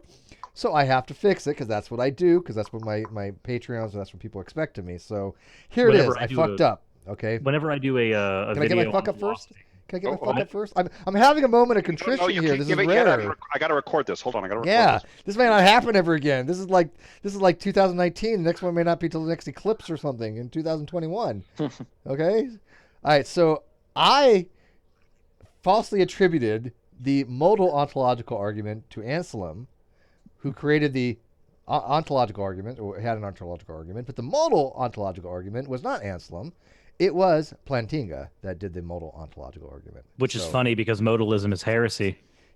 Well, modalism's heresy, but modal Yes. ontological. But anyways, I had a mistake. My faux pas. I've been flogged for it. I've been castrated for it. I've been corrugated or scorrugated or excorigated. There we go. Corrugated. Steve, we don't need to know what you do in your private life. So I had somebody Already- berate me over the coals for that for several hours. Actually, it lasted about 3 seconds. They said, "Hey, Steve, you fucked up here," and I go, "Oh yeah, okay." That was about it. But whatever. I said I would correct it next time I did a show. So. I will be 100% honest. Half the time, if I have a video where I'm dealing in philosophy, like half of my LHAC series, I usually end up sending it to Steve to review it real quick to make sure that I'm not like farting up. You're not the only one, by the way. I kind of have a lot of people. I'm not going to name names, but I have a lot of people that actually send me videos first, and even prevalent YouTubers, even people from the Atheist Experience have sent me things to check out first. So. I've actually almost got double your subscribers now. Yeah, well, good for you. It's just weird, because like I had 30 when we met. Yeah. Well, this channel hasn't really taken off. I mean, I put all the effort in the Non Sequitur show, and that one has more than you. Yes, it does. So I mean, that's our main channel, right? That's our flagship. But this channel here, I want to start doing more like this, and even though it may never get popular like your guys' channel, because I don't do what you guys do, it's still well known. My name is out there, definitely. So that I think is cool, I would like to do some debates, like on the reliability of the Gospels, or maybe like the Philosopher. Do you want to be on a something. Non Sequitur show debating that, or I mean, is that what you want? Yeah, we can make that happen. Sure. Okay. Awesome. Should I just? Gregory, if you use Twitter or on Facebook, I would really love it if you hit me up, or if you don't mind, if I don't hear from you in a couple of days, maybe I'll drop you a line. But I am always very interested in deconversion stories, and it's something we actually collect on my website. I think they're awesome. I would read that. I do want to hear more about your deconversion at some point. But I'm just glad. Like I said, my whole goal was, and actually when I started, was to get people out of young creationism, and I've succeeded on numerous occasions, because I want the facts and science to speak for themselves. But anyways, we had somebody been here that's for a while, and I haven't really got to them, and I apologize for that. If you still want to ask a question, please do so now. The 734 area code. Hello. What you got for us? Who's this? Yes. This is Christopher Roan. Christopher from the Atheist Experience. Yeah. Yes. Christopher's going to educate me. I'm looking forward to this. apologize. No, it's cool. We've been talking about my dragon, and well, we've been waiting. You don't believe he has a real dragon, right, Christopher? Because he really doesn't. I don't. The dragon is his penis. I have a dragon. It's not my. Well, let's not give away the ending. But Right. I do have one. And Not invisible. I have an invisible dragon. Cyrus is just giving me a hard time because he's jealous of my dragon. Okay. That's not the only thing hard in this conversation, but let's go ahead and Hey, continue. you guys want to get a room together? I mean, Nicholas is married, but maybe she might give him a hall pass for you. I don't know. I know Pat will kill you, though. Steve, we all know I would, Steve, but we all know you would get so insanely jealous. I would be so madly just, yeah. Anyways, yeah. Chris, this is derailed. So what you got for us? And like I said, if you want to school me, be my guest. I don't mind. But good luck with it. That's all I got to say. Yeah. What you got for me, friend? It was explained to me that your position is not what I thought it was. Shocker. Because I get that a lot, man. I was just spewing the argument I've heard a million times on the atheist experience. And it was explained to me that you believe that the agnostic position still carries a burden of proof because you need to have reasons for saying I don't believe you. Well, and I do believe that, yeah. I mean, you can't let agnostics have a pass, right? If the agnostic is saying, "Hey, look at, I can't come up with a reason," you need a reason to assign a truth value. That is a second order belief. It's called, right? In dosastic logic, you have, for what's called a normal reasoner, you have, if you believe the proposition, you believe that you believe the proposition. Nobody balks at that, right? I mean, that's called a normal reasoner in dosastic logic. Very simple. The same thing is, if you don't believe something, you believe that you don't believe something. And that is a belief position. Agnosticism is a belief position. Is the belief that I'm not justified to hold a position either way. So that comes with a burden of proof, yes. Mm-hmm. Yeah, and it's just, I don't know that my reasoning of I am an agnostic because I don't believe any God has met its burden of proof is a burden of proof. Like, I don't know if that meets Well, what's the your same reasoning why you standard. don't think they're... I mean, you have to think about this, and this is what Nicola was doing with the last guy, Michael.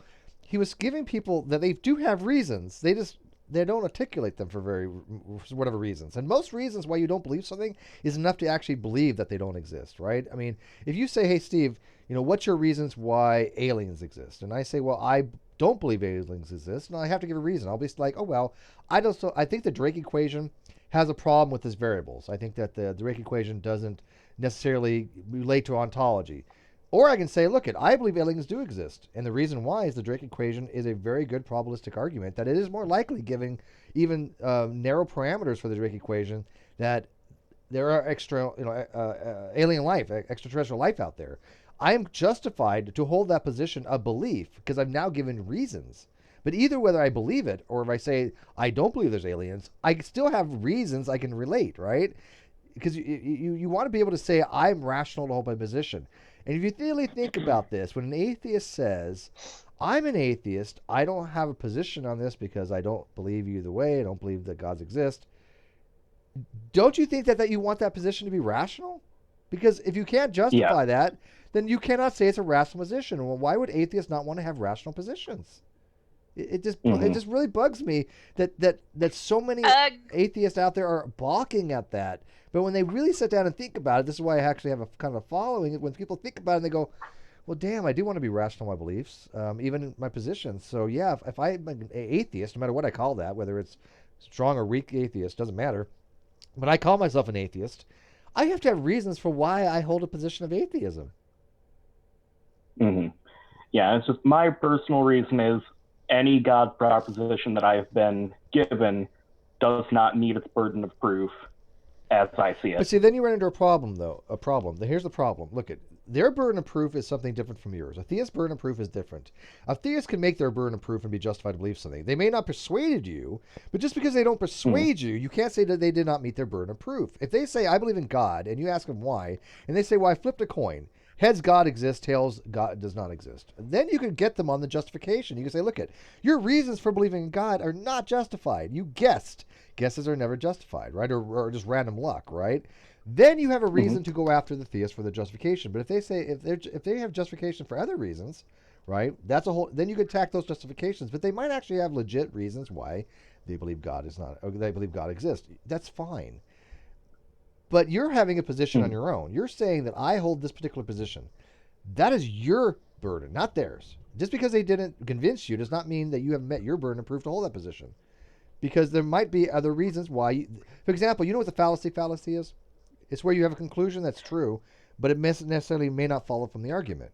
So if I say, hey, I exist, and the reason why I exist is because I flipped a coin, the coin said heads, and therefore if heads I exist, tails I don't exist. And you say, well, Steve, you got a really shitty reason to believe that you exist. You're still going to believe that I exist, right? You're not going to deny the fact that I exist just because I personally have bad epistemic reasoning why I exist. My justification sucks, clearly, if that's the case. Is that the fallacy? I thought the fallacy was when, for instance, your interlocutor says something that is like the conclusion may or may not follow, but you determine whether or not the conclusion's true based solely. Yeah, well, that's what I mean. The fallacy is saying, hey, the conclusion's wrong because it didn't follow from the premises. That's the fallacy. Now, the fallacy is assuming that an argument is wrong because there was a fallacy in the logic. Yes. Whereas the conclusion might be true. If I say 1 plus 1, if I say, look at 1 plus 1 equals 2, 2 plus 2 equals 4, apples can be green. Okay, because that's a non sequitur, but it doesn't mean the conclusion isn't correct. It just means it doesn't fall from the premises. I can't say that the conclusion. I can't say apples can't be green because they clearly can be green. I don't know why I pull this shit out of my ass, but the same principle works. But yeah, so you agree now that you think that atheism should have a burden of proof. And by the way, why would you not want to have a burden of proof? This is what I don't get. Why atheists try to deny having one or never want to. I don't understand. If you want to be rational and you want people to believe that you're rational, tell them your burden of proof. Give them reasons. That's it. Well, I guess. Just as a real quick, and you actually are probably, and this is Steve referenced this because I made this argument earlier. You probably actually have one. Yeah. You're bothering to use it because you're so used to relying on, and what you're probably doing. Because if I were to say, oh wait, there isn't enough evidence. What do you mean there's not enough evidence? I think there's plenty of evidence. Well, why don't you explain to me how there isn't enough evidence? You could actually, it might take you a minute because you're not used to it, but pretty soon you'd come up with a whole bunch of reasons why you're like, hey, this is why it's bullshit. This is why it's bullshit. Boom. You might start going into one of the multiple versions of problem of evil. You might go into divine hiddenness. Evidential problem of evil, modal epistemological argument against God, divine paradox against God. There's a whole bunch of arguments, and all you got to do is say this. This is a transitive thing, though. This is a transitive thing. So you actually have the reasons that you don't feel that your belief is justified. But instead of giving those reasons, what you're saying is, well, my belief is not justified. Why not take out the middle step? Why not take out the my belief isn't justified and say, here's why my belief isn't justified, because you already justify that position. Yeah, it is. I call it transportable, but yeah, I mean, your burden of proof is transportable. So what I use it to believe for myself, I can give to somebody else. And 9 times out of 10, the reasons why you don't believe are reasons why people believe.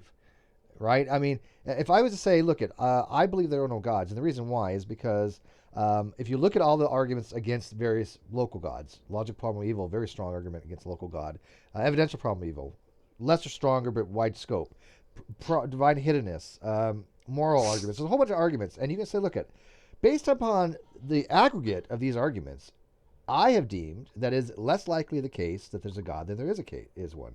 I'm going to hold the position that God does not exist based upon that. And if somebody can show me otherwise, show me good arguments to offset those bad arguments, or somebody they can show me good theistic arguments to offset the good atheist arguments, and I might change my position. Now, I'm not advocating for that. That's not what I hold. But that would be a very sound justification. And no theist can come after you for that at that point. But when a theist sits there and says, oh, well, look at this atheist, they're avoiding the burden of proof, they're right. When all you got to say is just what I just said and say, look, we've never discovered any properties of gods. They've always been told to us, right? They're very much like Superman. We've always discovered these things a priori, not a posteriori, right? We've been told what the properties of Superman is. He can fly. He's very strong. We haven't discovered any of them. And the argument, like, I'm going to steal it right from Ozzy, but his argument is very similar. And I've used this before, but that it's in a class of beings that smell of being fictitious, right? It's the all gods, the ability, these supernatural beings that are able to do things that would defy natural things, natural order, are in a category of fantastic creatures like the other ones. That's a way that an atheist could justify believing that gods don't exist. And there's nothing wrong with that. That's actually a good way to justify it. Does that make sense? Okay. Yeah. Yes. And No, I guess good, for me good. personally, it's I don't want to accept a burden of proof most often because I don't think a theist can meet a burden of proof But for that doesn't proving their matter. position is true. But do you understand? But do you get the Okay. fact that all you're doing is burden shifting at that Yes. point? It doesn't matter whether he makes his burden or not. He could be out of the room. He could be somewhere else. You have your own burden. It has nothing to do with his. And so when I hear an atheist go, well, they didn't meet their burden of proof, it just means, no, he didn't convince you. So what? That doesn't mean he didn't meet his burden of proof. He just didn't convince you. That's a big difference. Yeah. And it's just, yeah, I do realize that I can offer arguments against God's existence or offer paradoxes that would make it seem that the qualities that people prescribe to a god make it so that he couldn't exist as described. Yeah, some of them can. So yeah, some gods, yeah. Yeah, I do get that I can offer reasons for my position of not believing in a god. Well, let me ask you this, Chris. Okay. For example, I have had people leave younger creationism. And now, if I would have said to them, hey, like, for example, Gregory was a younger creationist, and he's only been not one for like 10 months, he said. So if I would have said 10 months ago, hey, Gregory, I just don't believe you, you think that would have any effect on him? No. But if I said, hey, Gregory, I don't believe you, not just I don't believe you, I believe you're absolutely wrong. Let me give you all the reasons why younger creation is bullshit. Now I have a potential to change his position, right? I've given him reasons. I'm going to give him reasons why I think he has a better position to be had, which would be that younger creation is bullshit. If you don't give them reasons, why would you ever think that you're changing anything? Why you're not having any bit of effect on atheism or theism or nothing by sitting there going, not you specifically, but by general, by going, I don't believe you. Well, so what? I mean, that you've added nothing to the dialogue by that. Can you see the point on that? This is why you should own a burner proof and say, not just the biggest the atheists I know that really are staunch atheists. Like I have a friend, Jake Herder. He's starting to get into politics. He's a huge fan of mine, and he's one of the hardcore atheist I know, and he'll be like, "Goddamn right, Steve. Not just to take the burden of proof, but you shove that burden of proof up the theist's ass," kind of thing. And I'm like, okay, I don't want to go that far, but I got to get what you're saying there, buddy. So yeah, the people that really do believe there are no gods, they want to own their burden of proof. Yeah. Well, and you'll get much more respect from the theist as well. If you're arguing with a theist and you just try to shut down, they say, well, why don't you believe? And you just shut that down with, well, because nobody's proven it to me. Right. They're not going to take you as an honest interlocutor. Honest interlocutor. Thank you. So, I mean, I think you do yourself a service. You do the discussion a service, and you're much more likely to be taken seriously if you take as few outs as possible. Yeah, we might be converting Chris here. Well, man, the atheist experience. This is one of the reasons they love us and hate us. A lot of the mods that do like from the atheist experience, especially the Discord mods, love me. We have great chats in the ACA Discord because the mods there know philosophy, and they're not convinced by the narrative of the ACA. They know that everything I've said is correct, and so they won't argue against it. But they're like, whatever. You're correct, Steve, but we're part of this organization, so we're going to follow and step with them. But I'm like, okay, but you're the ones now literally doing dogma, but at least you recognize that I'm not wrong. But real quick, Sarabia, $5. Thank you for the super chat. He says, if belief is, quote, it's possible God exists, it's possible God doesn't exist, or I can't prove God exists, or I can't prove God does not exist, doesn't God exist? No, here's the thing. Look at being possible does not matter, okay? Things are going to be possible. You get bare possibilities. That makes no difference. You got to realize that just because an atheist says, yes, it's possible gods exist, sure, what's the big deal? That doesn't diminish from the fact that they can say, well, I don't believe, or I believe gods don't exist. They're more than welcome to say gods are possible. Gods are possible. Matter of fact, I will go out and say gods must exist in some ontological possible world. doesn't mean that they do in like a more what's called modal realism. But for a modal anti-realist, that's perfectly fine. If it's logically possible and this is by definition actually, it must exist in one possible world or more. I was wondering where you were going with that for a second because I was like, I don't completely agree with it there, Yeah. but okay, I see But like for example, these are mathematical definitions. That's why I say by definition. By definition, if something is necessary in modal logic, it means it must exist in all possible worlds. It cannot not exist. All right, and if that is, for example, it's called square P, right? Square P is it must exist. Diamond P, these are modal operators. Diamond P means it is possible that it exists, which is in modal logic translates to it has to be the case that it exists in at least one possible world.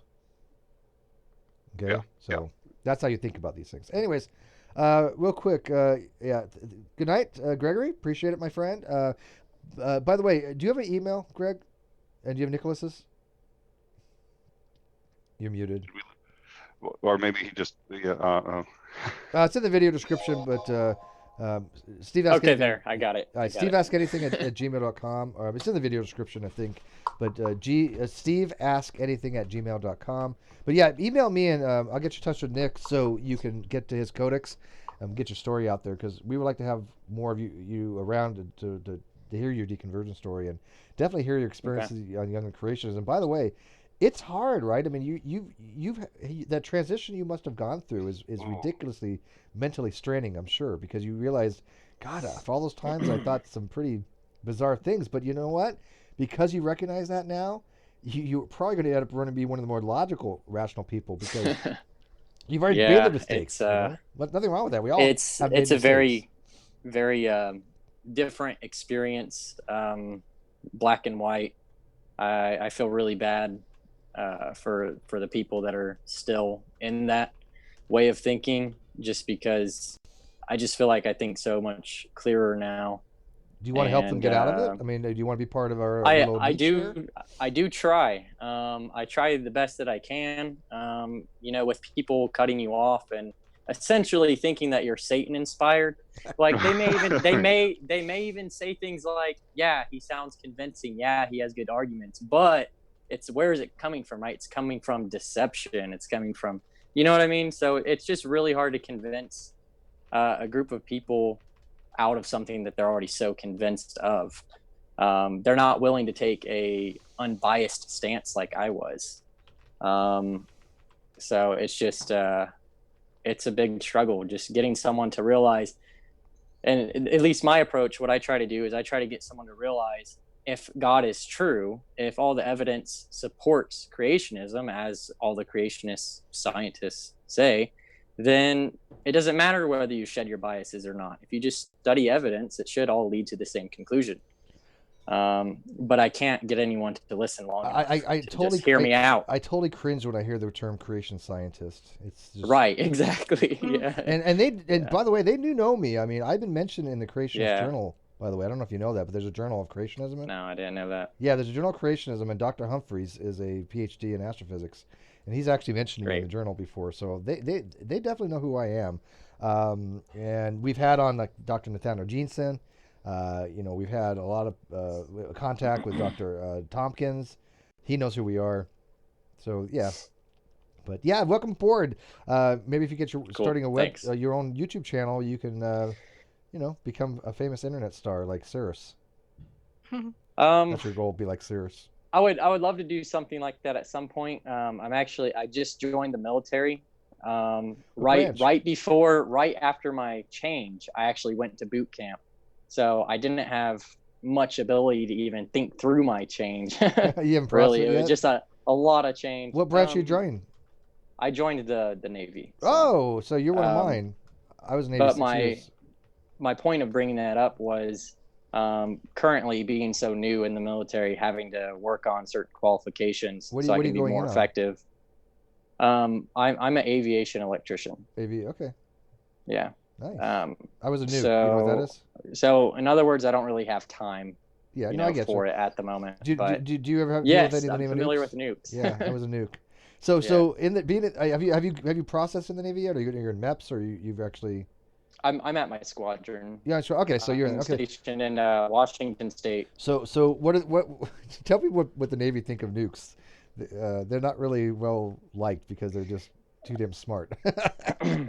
They're too smart for their own good. Honestly, so I actually qualified for nuke as well, but I decided not to go with that rate because I was told Good job. was one of the more depressing jobs Oh, in the God. military. People kill themselves over it. Yeah, it had a high suicide but- rate at one time. Yeah, but I'm not gonna lie, I do feel like I would probably fit in with the nuke crowd better, just because I don't get a lot of intellectual stimulation. Just where I'm at, it's not saying that anyone at my squadron isn't smart. They really are. I mean, they're, you got to know the ins and outs of digital circuitry to troubleshoot. Now add that shit with on reactor aircraft. physics. Yeah. So, I but feel like I feel like I have more intelligent conversations since I talk to atheists. yeah, it's it's hard to find that stimulation. Everyone's just focused on their job. Imagine, because we had to go through BWE and everything like that, and when you're a nuke, you have to cross train, right? So you have to learn what the electricians learn, you have to learn what the ETs learn. Now, not in the great detail, right? I mean, I happen to know a little about TTL circuits and CMOS and things like that because I was a Radio Shack store manager for years, and I happen to like electronics. But imagine that being thrown at you all at once. So you literally, for 20 hours a day, you're studying vector. You're calculus. You're studying metallurgy. You're studying fluid dynamics and heat transfer, and it's just a concatenate of. It's hard. It's really hard. Okay. But yeah. They throw a lot of information at you at once. It's very fast paced. Even your A school is not easy. Electronics aviation is not an easy A school. Yeah. I'm actually in a school right now. It's a C school, which is more advanced training on my particular aircraft that I'm working on, and it's the same thing. It's just a bunch of information that they throw at you, and you got to retain it. It's no joke, is it? People don't understand. They think that military training is kind of like college, and I have to tell them, no. College is cakewalk. College, you it's nothing like the experience you get in the military. The training you get in the military is like college on steroids. It really is. Yeah. All right, man. I appreciate it. I think we had somebody else in here, or was that it? Yeah, I think that might be it. Well, this was great talking to y'all. I really appreciate you even giving me the time and stuff like that. So I love this stuff. Pleasure meeting you. Yeah. Pleasure meeting you. Yeah, it's a good meeting y'all. Thank you. So, anyways, I think Chris is still here. Yeah, I don't know where you want to go with that. I'm glad Chris has basically softened his approach a little bit. I mean, I don't have this. I have the stigma against me because obviously when a lot of people can't. They don't want to go after the actual arguments, right? I mean, a lot of times when I post something, no offense to a lot of people, they don't understand what I'm posting. And they have this Pavlovian knee-jerk reaction to it, right? Oh, what's this? This is just gibberish. This is just nonsense. This is just, Steve spewing bullshit. And yet you have that other people go, oh, yeah, this is actually making some sense here. Because they took the time to read it. And I think that I just have a negative stigma because a lot of people don't actually want to take time to actually see what my argument actually is. I'm not pulling the shit out my ass. I'm not just creating the logic, I'm actually showing them this is what the logic would be. What up? Yeah. Who's this? I want to hear Chris's reply. Oh, is that Chris? Oh, sorry. That was somebody else. Yeah. Somebody else came in, but I still wanted to hear Chris. Okay. Yeah, I just think personally it's easier to have a theist propose why they believe and then knock that down rather than offer my own reasons for what I believe. Well, and you missed earlier. I got a magic trick. I got a beautiful magic trick. Watch this. Watch this. Nobody believes I can do this, but I'm going to do something here. So Steve, you think he's wrong, right? You think Chris is wrong? Well, hang on. I want to clarify what he said again. I'm sorry. Okay. Do you think his definition is wrong? No. What? But that's not what he said though. What he said was that he thinks it's easier to let the theists do all the work, which I think, no offense, I think it's lazy. Well, there are times I think when you're producing a show, and certainly there are times when if I'm in a debate, if it's a theist who's bringing game.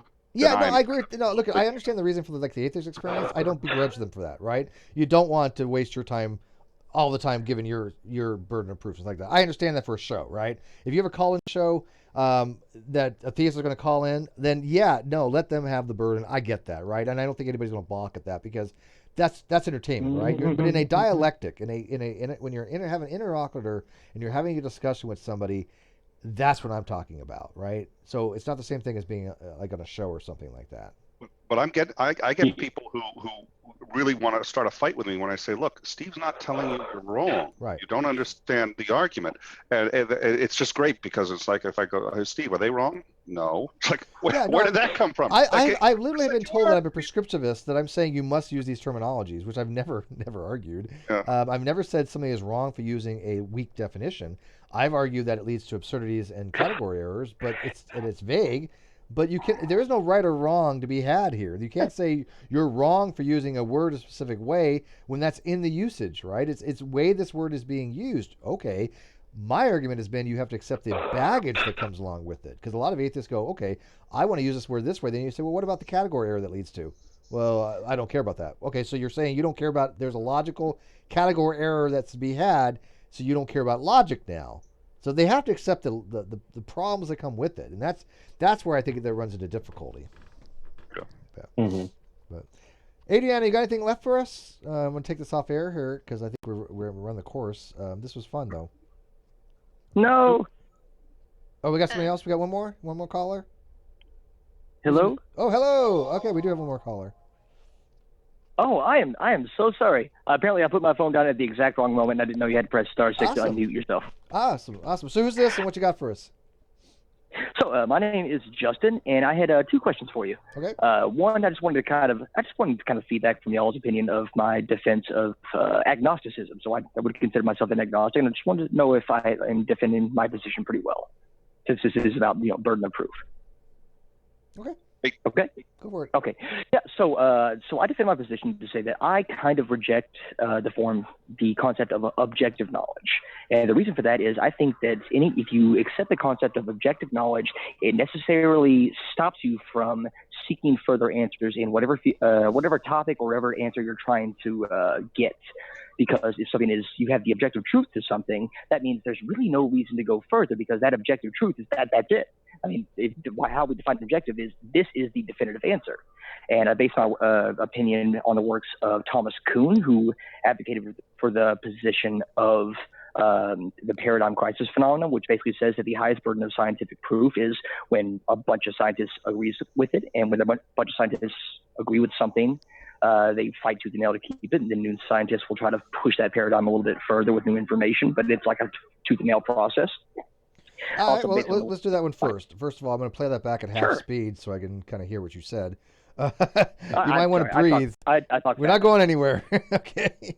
I got you. I'm sorry. All right, so I'm gonna briefly touch on this because I want Nicholas to really answer this. But objective knowledge, when you say there's different types of knowledge, right? There's epistemological knowledge, there's tacit knowledge, there's explicit knowledge, there's propositional knowledge, a whole bunch of different types of knowledge. When you say objective knowledge, I'm not sure what you mean by that because there are objective things that we know. 1 + 1 = 2 is an objective fact. I know that's the case, right? I know 1 + 1 = 2. There is not any subjectivity there. That is an objective analytical fact by analytical distinction and by definition, mathematical definitions like axioms. Because it's an identity, right? 1 + 1 is identity to 2. That's what the equal sign means. That's objective fact, right? That's how you're using it? Because I do know that as an objective fact. Okay, well, so can I come back to that really quick? Sure. Or do you want to let Nicholas take a stab at that first? I won't take too much longer, but I promise I will come back to that. Okay. So I was also based my position on the works of Michael Polanyi, who says that any knowledge ultimately comes down to your own personal experience, and as well as Benjamin Worf, who advocated for the idea of language relativity, who says that anything you do, especially in scientific fields, since that you have to put your knowledge into words, that you as a speaker have to put whatever you're thinking into words, and if your ability to do that is not, perfect, that's going to, even if it alters your meaning just a little bit, it's completely tainted objectivity. And as well as someone who hears that, the listener is also going to run that through their own linguistic filter, and that further meaning can be lost. And then you play the telephone game. So knowledge gained 30, 50, 100 years ago is going to go through linguistic filter after linguistic filter until it eventually, if there was any objectivity to begin with, it's probably I think you have an equivocation problem here, though.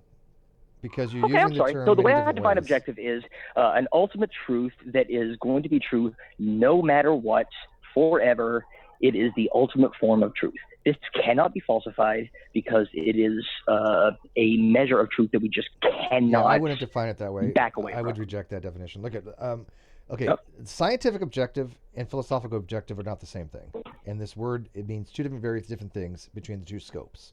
And what I see people do is they combine the scopes. So in science, objective means that you and I can look at something and we can come to the same conclusions, right? There's an objective fact of the matter that you and I can literally could come to the same conclusion. I mean, we have to, but we could.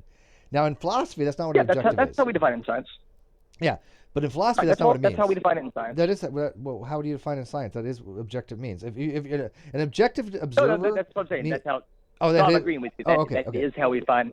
That's how we define it in science. That you and I can, so validity and reliability. That's how we can. Right. Come Okay. to So you're the agreeing. conclusion, Okay. and we consider that objective. All right. Perfect. So exactly, it's like Einstein's theory. If two objective observers can look at things independently of each other and come to the same conclusion, if there's no preferred frame of reference, you won't have objectivity there. But in philosophy, right. Objective means that doesn't require any kind of intersubjective dependency or agreement or a person to a bias or any kind of thing like that. It's not dependent upon a person's opinion, a bias, or subjectivity. That's what objective means. So if I say 1 + 1 = 2, that is an objective fact. It doesn't matter if somebody agrees or disagrees. It is something that relates to the world. That is an objective measure.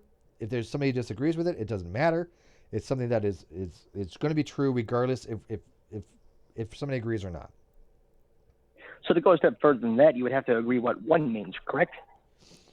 Well, based upon you'd have to agree to the concept of one and addition. And but what you're doing is called There's a name for what you're doing. It's called subjective reductionism. This is a mistake that Cosmic Skeptic makes too. Just because you can reduce things to subjectivity does not make the framework non-objective. In math, we have axioms. Those are subjective and arbitrary. I can pick and choose axioms at will, right? ZFC theory, I can especially pick. Okay, that doesn't mean that doesn't mean math's not objective. Okay, it means that the axioms are subjective. Once you make a framework based upon your premises, now you have objectivity. Just like I said, hey, what was your first name again? Justin. So if I hate Justin, let's go play my game of chess, right? Mm-hmm. The rules of chess are objective. There are specific rules of chess that are known to be the rules of chess. If I said, hey, Adriana, let's play chess, and she says, okay, but I want to have the bishop be able to move, in any direction I want it to, as many spaces as I want, we're no longer playing chess at that point, right? There's an objective fact of the matter, even though somebody created the game. So just because you can reduce things to subjectivity, which again, you're causing an equivocation there because that's not what it means any longer. You're saying just because a person can think something different or a person can create something doesn't mean you can't have objectivity. That's not how it works. It's still objective. To use your analogy, in chess, pawns can actually move 3 spaces in any direction. That's objective fact because when I play chess, pawns move 3 spaces in any direction. I have a chessboard. I have chess pieces. Pawns move 3 spaces. That's just how it is. Wait, but that's not the rules of chess, my conception of chess. But then you're not playing chess. That's how I... But then you're not playing chess. You're playing Justin's chess. But yes, but I'm playing chess because I've defined it as chess. But that's not ultimate. You are going to be in a lot of trouble if you go there. You see what you're doing? You've literally. Here's the thing: if I agree to those rules with the other person I'm playing Justin, with, listen to me that's how that game is played. And we're calling it chess. Justin, what objective authority can you go to? Justin, above that, Justin, that this is the objective. Listen to me very carefully. You're confusing things. You're confusing what's one absolutism with objective. You're very much confusing terminology here. You didn't use that word. Actually, I think I'm being very clear as to what. You're not, and I'm going to explain to you why. Okay. This very much goes within my line of scientific objectivity. Okay. Something. So when we say something is scientific, you got to breathe, man. You got to breathe. This is why you're wrong on this, and you got to listen to me. Okay, very carefully. This is not easy. This is not easy. Too many words. Okay. So when I refer to objective truth, No, Steve's going to explain. What you did was you took a state of affairs, a system like chess. Mm-hmm. You changed the things of the system. You created a new state of affairs. You created a new system that in your little system you have whatever objectivity you want. It doesn't change the objectivity of the fact of actual chess that does exist, right? There is an actual game of chess with actual rules. You have not changed those actual rules. You have no effect on those actual rules because those rules are objectively the case of these are what we call the rules of chess. What you created was what's called a constructive approach. There's something in mathematics called constructivism, where I can say, I want to construct a new type of mathematics. Galois theory is a very clear example. What Galois theory does is says, look, in the reals, 1 + 1 = 2. I think you would agree about that, right? Hopefully? Yeah, of course. In Galois theory, when you're dealing with a different field altogether, not dealing with change of base, but you're dealing with an entirely different field, 1 + 1 = 0. And if you have 1, 2, 3, 1, 2, 3, and 4, or sorry, no, 0, 1, 2, and 3 in Galois theory. That's all you have is the set of numbers 0, 1, 2, and 3. 1 + 1 = 0. It's an objective fact. It doesn't change the fact that it's not an objective fact any longer in the reals. 1 + 1 is still 2 in the reals, but in a different system, 1 + 1 = 0. You're taking the system of chess, you're now creating Justin's system of chess and saying, oh, look, they're no longer objective. Bullshit, they're still objective. But you're about to create almost a solipsistic system, because what's going to happen is now you're not. I don't see how you're going to justify communication. I don't see how you're going to justify any kind of independent facts, even subjective. But all of this is perfectly justified within my framework, because my definition of here's the thing. Here's the thing. My definition of scientific objectivity goes in line with Kuhn's position in the paradigm crisis. Something is true when every scientist, or at least most of scientists, come to a consensus. We agree what the rules of chess are because we come to a consensus. Yes. Yeah, here's the thing. We agree that the rules of chess are a thing, and that the pawn only moves 2 spaces at first, and then 1 after that, and then a bunch of other stuff that I can't remember. Well, 2 or 1, But whatever. Right. But we all agree that those rules are the rules of chess, and that's it. That's What's all wrong we with that? need. That's the highest form of objectivity for the rules of But chess. that's still objective. Agreement between everybody. Justin, we agree that mathematical axioms. We agree on Peano's axioms that 0 is a real number. We agree that we can have transitivity, reflexivity. We can have commutativity. We can have distributivity. We can have all these different things in math. We all agree these are axiomatic assumptions we make in order to define the reals. All of those are wonderful and extremely useful for a day-to-day life. They get us from point A to point B. They help scientific advances. All of that is great. But the highest form of objectivity that I have established is that we all agree on something, which means we all have this feeling, and you can justify it very, very well. But ultimately, it comes down to in chess, we agree that the rules of chess are a thing, and that's why we that do makes it. That's it objective, right? That makes it objective. Except it doesn't, because there's no ethereal form of chess have to that we can be. look at. Dude, Justin, hang on, Justin. What you're doing is you're falling into the theist trap. Objective doesn't mean exists. No, this is great. Objective here's the thing that. No, let's Steve. Here's why I'm going to justify Justin, you gotta let me finish, dude, because I know your mistakes, and I'm trying to correct you on this. I'm sorry. Objective doesn't mean it's written in some kind of transcendental universe. It doesn't mean it's permeated in space-time. It doesn't mean when we say mind independent, it doesn't mean that it can't come from minds. For example, we are moral agents, right? We are agents of moral consideration. We have morality. There is something called objective morality. Okay, and the objective morality exists because we exist. If we didn't exist, there would be no morality, right? Morality wouldn't be a thing. Morality is something that exists because we do. So if you have objective morality, it doesn't mean that it's something that exists because if we went away, morality would go away. What it means is that something is true or false, and it's not contingent upon what somebody thinks. For example, I could say it absolutely is. No, Holy it's shit, not. yes, it is. This is subjective. Oh my God, it is. Are you really going to say that objective morality exists? Yes, that's absolutely Is that the exists. position you're going to take? Okay. Yes. Is gay sex right or wrong? No. You don't. Is that morally good or morally wrong? Justin, you're flawed from the get-go, and let me explain to you why. You're confusing different types of things. One is called meta-ethics, and then there's normative ethics. Objective first of all, I tend to error theory, which is actually moral nihilism. But putting that aside, yes, objectivism or moral realism is legit, and the reason why is this: if you have what's called a hypothetical imperative, as compared to a categorical imperative, a categorical imperative would be something like Kant would say: it is always wrong to lie. A hypothetical imperative is something that is goal-driven. Okay, so if I say, and listen to me very carefully here, okay, because some people balk at this because they don't pay attention to the wording. As a hypothetical imperative, if I said, and this is not a moral fact, this is a fact, if your desire is to win a race, you ought to run fast. Is that not always a true statement? It is objectively true no matter what. Okay, good. I sound like Darwin's deity. Well, we're hung up on what objective means. All right, but I'm not there yet. Let me relate it to morals. Okay, keep going. If you ground it in something, like Wittgenstein would ground it in emotions, Sam Harris and Richard Carrier ground it in anemoia, human flourishing, harms and benefits. Both of them are atheists, and both of them staunch advocates of moral realism, right? So it has nothing to do with atheism.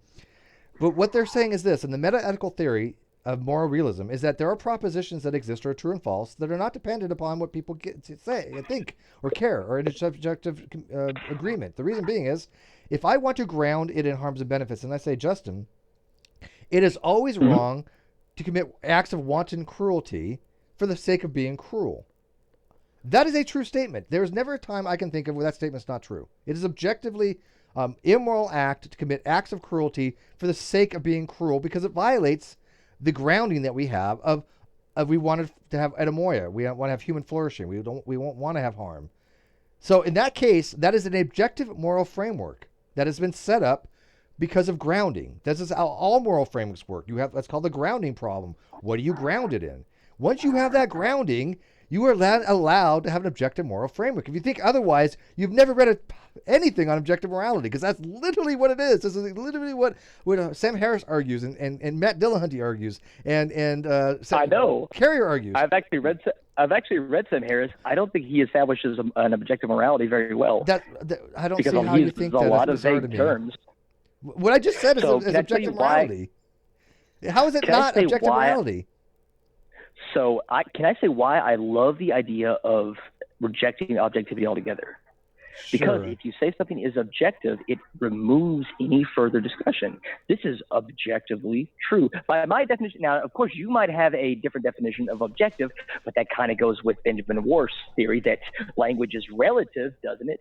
So if I say that objectivity doesn't exist, and therefore anything from moral frameworks to scientific pursuits, we never have the full answer. And whatever we accept now, and we accept things on basis of scientific consensus, is subject to a better argument.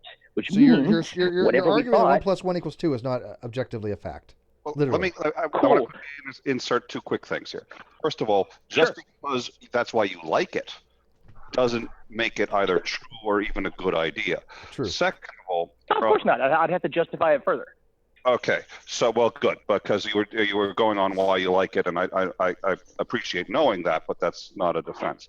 The other thing is, I'll get my defense later, but I want to hear your points. Go ahead. Okay. So you had said that. Oh, geez, now I just lost my train of thought. I said something like it was because. Oh yes. Okay. Even with moral objectivity. Even with objectivity in any sense, there's always room to grow, and there's always room to learn more. And even objectivity within the frameworks that, say, Sam Harris is talking about is actually still subject to improvement.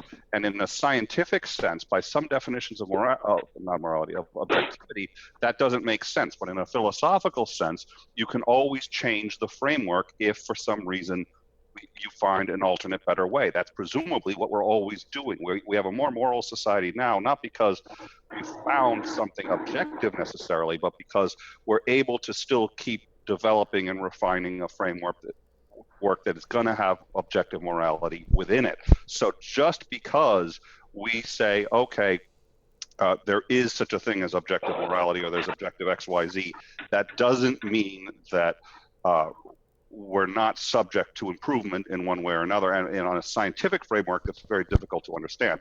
In a philosophical framework, we call that Tuesday. Yeah, and it doesn't matter. There's also, subjective morals. There's also cultural moral relativism. There's also descriptive moral relativism. It's not one size fits all. But you gotta separate the meta ethics from the normative ethics. Meta ethics don't make a shit difference, really. Meta ethics, for example, if I said, "Are you a scientific realist or a scientific instrumentalist?" It doesn't matter one way or another, right? I mean, a scientific realist would say, yes, relativity models reality exactly the way reality actually is. Base reality is this. The scientific instrumentalist says we have no fucking idea if it models it exactly. What we know is it works. We can use it, makes predictions, it explains.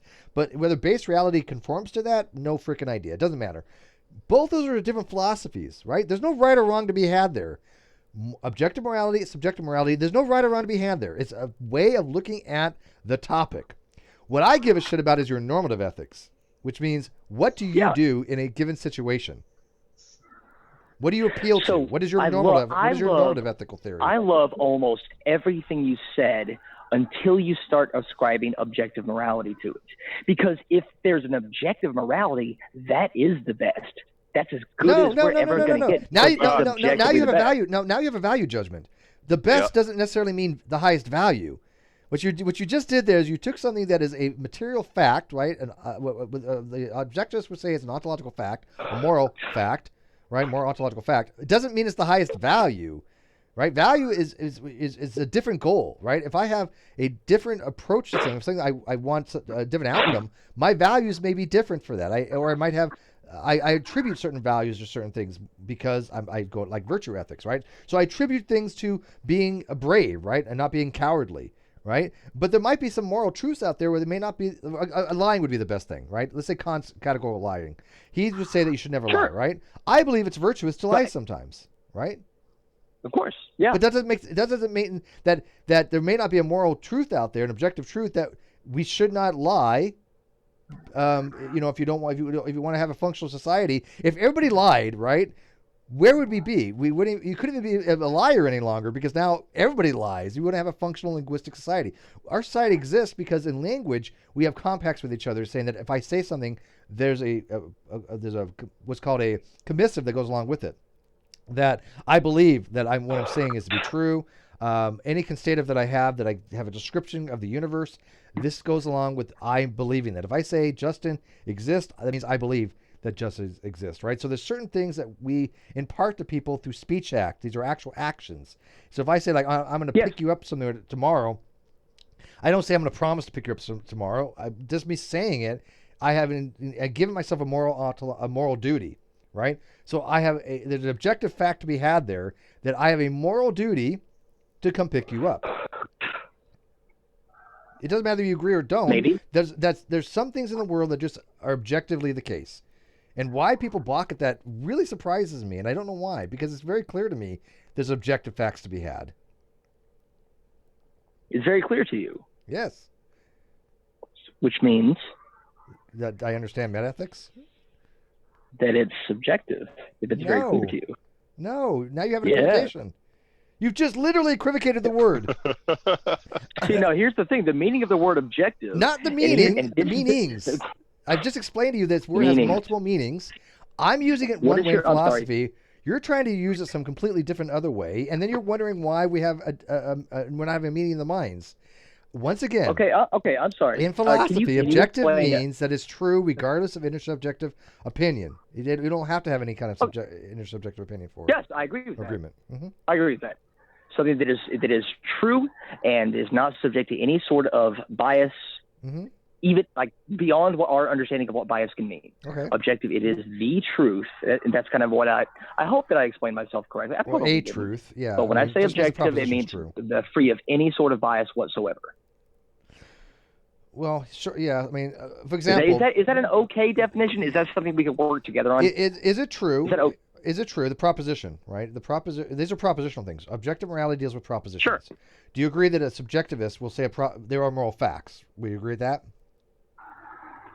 I'm not familiar with what all these terms in, but I wouldn't agree with that. No, there are no moral facts. A subjectivist is somebody who thinks there's moral facts, but they're contingent upon individuals. So if you're not a moral objectivist, what are you then? You're not a subjectivist either. I don't know. I don't know. Yeah, let's see. I don't know what I am because I'm not familiar with a lot of the terms, but I feel with a lot of concepts. I'm terrible at memorizing terms. I'm pretty okay at memorizing at understanding concepts. Okay. And you can. All right. Well, let me give you the take that or concepts, leave though. it. Okay. When you have a proposition, you have two states you can go. You can go what's called a moral cognitivist or a moral non-cognitivist. A moral cognitivist would say that is an actual proposition and that can be true and false. A non-cognitivist says that's not even a proposition. There's no moral content to be there to be true or false. Okay, so we're going to preside the moral non-cognitivist for a second because I don't want to get into that. But a moral cognitivist can be somebody who's objectivist or a subjectivist. Both of them agree there are moral facts. The difference is the subjectivist says, you know what, all moral facts are contingent upon people. The objectivist says, no, there are some moral facts, not all of them, but there's some moral facts that are just true regardless. Right? Not absolute. There's a difference between objective and absolute. Doesn't mean it applies everywhere. It just means that if you have a certain conditions for your grounding, you can make an objectively, morally true statement.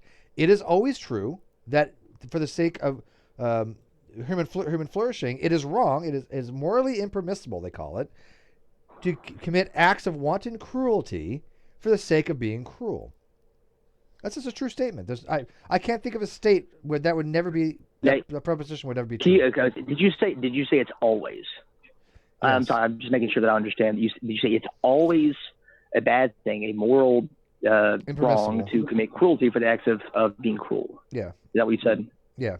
Okay. So what if you were committing acts of cruelty for the sake of being cruel to someone who was a horrible, horrible person? They had some ideology that we don't have to just conceptualize. You just literally changed what I just said, though. I said for the sake of being cruel. Now you're adding something completely different to it. You're changing the proposition. What if you as a person were doing it for the sake of being cruel, and you just happened to do it to this random person off the street who happened to have a terrible ideology? But now you're doing it because they have a terrible ideology, not for the sake of being cruel. No. Who happens to have a terrible? Don't know the ideology, but I think they're a random person off the street. I think what he's trying to argue is, or what he's trying to ask, I think, is that is there a set of circumstances where there is a hypothetical person whereby if you were doing it to that person, you didn't know who they were, but you yourself were just trying to be cruel? But no, I don't think there's no. I don't think you should. I apply to virtue. I apply to my normative ethics. I don't think you should be cruel. Period. Right? I think torture is abominable. I think that we should not torture people. Right? I have a medical ethical theory behind that. I mean, sorry, a normative ethical theory. And here's the thing. And let me finish. 100% agree with you. But the objectivist would say there are just moral facts that exist. Who cares? Metaethics is one of the most useless topic of discourse, I think, because it makes no difference whether you're objective or subjectivist. It makes no difference. I want to know what your normative theory is, and you haven't told me what you appeal to mostly. Are you a consequentialist? It sounds like you're combining normative can I tell you? That's what they do most of the time. Yeah, they combine both. Yeah, what is your normative ethical theory that you subscribe to the most? My normative is I probably agree with you almost 100% on most things other than the concept of objectivity. I think that we should try to do things that are the most good, that I think we should do things that in science. So I'm a master's student in biomechanics. So I'm doing research, I'm doing lots of studies, and this is where my scientific framework comes from. I think that everything you do in science is an argument. It is, this is what I did. I tried to do it as well as possible. Here are my methods. You can evaluate them yourself. And this is the results I got. And I think this makes a pretty good claim to whatever my results were. But that has nothing to do with normative ethics, though. Normative ethics is what you appeal to. I'm going beyond that. Yeah, I think he's diving into meta-ethics, and I think he's about to suggest how he's justifying how he's going to justify his normative ethics in meta. All right, so let's stay in my field of biomechanics. So I'm studying low back pain and posture. So I'm making the normative claim there. So all I can tell you with the science is that I think that static posture is a bad way to predict low back pain in these clients or these patients or whatever, what have you. And I think because I found this data, I think that you should rethink your position on evaluating static posture when assessing low back pain. Because the normative claim is, I think you should reduce the amount of pain in the world, and low back pain is a pretty common phenomenon. So I can't get any normative claims from my research. Okay. But here's the thing. Hang on. What I'm asking you, and that's not what I'm asking you. What I'm asking you is, do you know what a normative theory of ethics is, or normative theory of morals? Yeah, this is okay. Wait. Wait. Listen to me. Name me one normative ethical theory that you can think of. The name of one. Name a theory. So it's probably not a theory, but we ought to reduce harm in the world. It's something close to what's the name of this? Give me the name of the theory. I told you, I'm great. I'm pretty okay with concepts. I'm terrible with names. Okay, so let me explain to you. There's things like consequentialism. There's utilitarianism. Consequentialism, yeah. There's virtue ethics. Yeah, there we go. Consequentialism. Okay. The morality of an action is dictated based on its consequences. It's deontological. So if I say, look, it's wrong to do this because the consequences are this, then I'm appealing to consequentialism, right? So I can say, look, I'm sorry. person's doing say wrong. You're appealing to what? Consequentialism. You cut out. I'm sorry. Yeah. Sorry. If I say, hey, Nick, you shouldn't go around killing people because the consequences are the families are in pain, or deontological, that you committed action against the law of duty and responsibility. I can tell people that I think their morality is fucked, right? Because I have ways of explaining to them normative ethics, right? That has nothing to do with meta-ethics. That has nothing to do with objective or subjective at all. I want to know why a person thinks something is immoral. That's your normative ethical theory. And here's the thing: we can, and within my framework. So I don't know if I articulated enough. I don't know if I got a chance to, but I love the fact that scientific consensus is just whatever the most qualified people, however we define that, think at the time. I love that definition of it because it's still subject to change, but it still provides us a great framework to work from. So what that means is if we all think that gravity is real, we can still make use of it. Even if it turns out, and it's still possible, that there are alterations that we can make to gravity, or that we can realize that gravity only applies to our specific planet or our specific, man, I'm going way out here, our specific, like, what's it called? Reality or whatever, Rick and Morty reference or something like that. It's still subject, even if we can use that framework and use it in a utilitarian way. This gives us a lot of utility. We still all agree that it exists, and it's a great thing to go forward. It doesn't mean that we have to say that this is the objective truth. We can still get a ton of utility out of it. So when you say something like objective morality, right now it's called an objective truth. Yeah. Many people say gravity is an objective truth, and yet, even though they call it that, it can still do all the things that you just said. It is still subject to refinement. It is an objective fact that gravity exists. And there's still that's a science version of it, but whatever. By the current use of what objectivity means, it doesn't deny any of the things that you're seeking to avoid by an objective use. So I think there's a misunderstanding of what you seem to think are the downsides of saying something's objective. Well, he's using what's called the consensus theory of truth, basically. But the thing which in science is that's what we use. Yeah, no, I'm cool with that. You said a couple key things when you said that, though, because you then said, okay, based on whatever the consensus is for what constitutes. But consensus doesn't make it ontologically true. Consensus means that it's most likely the case. Yeah, that's my argument. It makes it. This is what we think is true right now, and it's still subject to change. If something is but that has nothing to do with objective change. It's still objective fact that gravity exists. What it is, and you're going to get into an infinite regress with what you're doing. You're going to get into an infinite regress because there's no way to define what is a consensus when you go. If you're willing to go back far enough, you're not going to be able to make. You don't need a consensus for gravity exists. There's no consensus needed there. It's an objective fact. It is a posteriori that exists. Well, of course there is. Like, do you think that like the very, very first people had a concept of what gravity was? That doesn't matter. It's still an objective fact. It doesn't. The whole point of objective fact is it doesn't need intersubjective agreement. So who cares what people thought thousands of years ago? Gravity still exists. It's still an objective fact of reality. It was still an objective fact, even if people didn't know or even agree on it. Yeah. But I thought this is what philosophers love to do. Like, what is Descartes' first principle? You can be sure that you exist because you are currently thinking. Descartes is wrong. Is that an accurate representation? And it wasn't. That was his fourth. It was fourth thinking of meditation. But that's fourth. Yeah. I'm sorry. I thought that was. That's not what he said. That's not what he said. He's talking about fourth discourse of meditation. But yeah. I get your point. Okay, so whatever It was that is, actually, the like, first like Nicholas report. pointed out, it's actually Hegel that actually said that, not Descartes. It is Hegel that said that. Okay. Yeah, but whatever. I'm sorry, but whoever said that, okay, if you are skeptical enough, you can eventually work back to the point where you think that the something that is objectively true is that I exist because I am thinking. I think, therefore I am. But some people who are awful and terrible at parties will say that, well, why do you presuppose that you is doing the thinking? I thought that's what philosophers love to do. Like, how far can you take things? Yeah, but And it's also, there's also my navel meaning gazing, of and objective. I think what and you're doing is a navel lot of gazing, your not definitions. philosophizing. No offense, because these things So are long since a lot resolved, and I think what you're doing is just mixing terminology, and it's just confusing people. And let me interrupt. I want to give you a chance to finish that thought, but I want to piggyback on Steve for a second. You're right. That is what philosophers like to do, but they like to do it usually to an end of some kind or to a purpose of some kind. Yeah, If not everything navel ends up gazing. just equivocation, you're spinning your wheels and nobody's getting it done. And what I think the problem here is that we've got on several different areas, both in terms of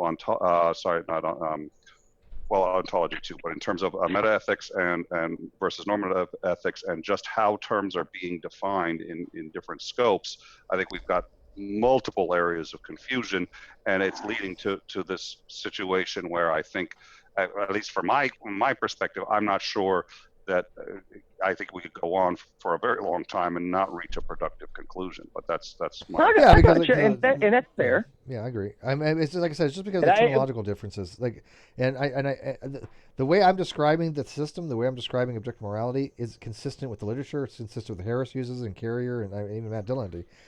It's nothing to be really big deal. I really don't understand why people balk at objective morality. It boggles my mind when they say, well, there's no such thing. Well, what do you mean there's no such thing? I literally can give examples of it, and yet people say there's no such thing. I don't get it myself. Sure. Give me an exsample of it. Give me an example of it and try to convince me. I already did. I give you an example. Well, and here's the thing. Here's what. Can you give me another? I'm sorry. I can't remember. Steve is going to give you an example, and it's going to be an example within a framework. And my guess is that you're going to try to dive out of that framework, and I think we're going to keep going in circles. And you're not necessarily wrong to dive out of that framework, but I think. But the framework is objective, right? I mean, you do agree. You don't have to go to morals, Justin. You do agree that 1 + 1 = 2 is an objective fact, is it not? Okay, then. Of course, but only because we agree on what that's one all that is. Matters. That's all you got to matter. That is all that matters. As long as you have the grounding, you can have objective things that come out of that. Math is objective because it's objective grounding. The last thing I'll say is that the objective, that's just a series of mouth shapes that you made while exhaling air through your vocal cords. We agree on what that means, and our agreement is completely arbitrary because we all have heard objective.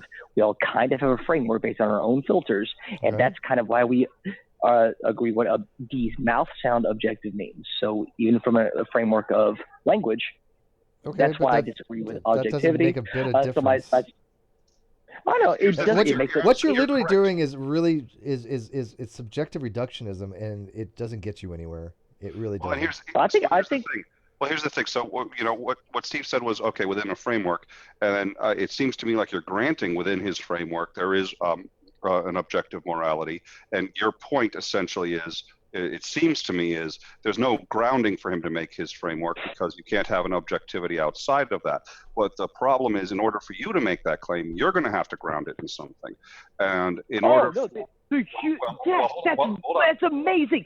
The best refutations of all those theories is that you cannot objectively say that objectivity doesn't exist. That's the best refutation. That's not entirely where I'm going. That's really not. That's even not sensical. I got really excited. I thought you were going there. I'm sorry. Go ahead. The problem, it's sort of where I'm going, but the problem is, Steve's right. You're doing a reductionism, and at that point, no words are going to have any meaning whatsoever. I mean, you just described, Steve. You're getting into the language as metaphor, and it's, at least that's where it seems like you're going with this.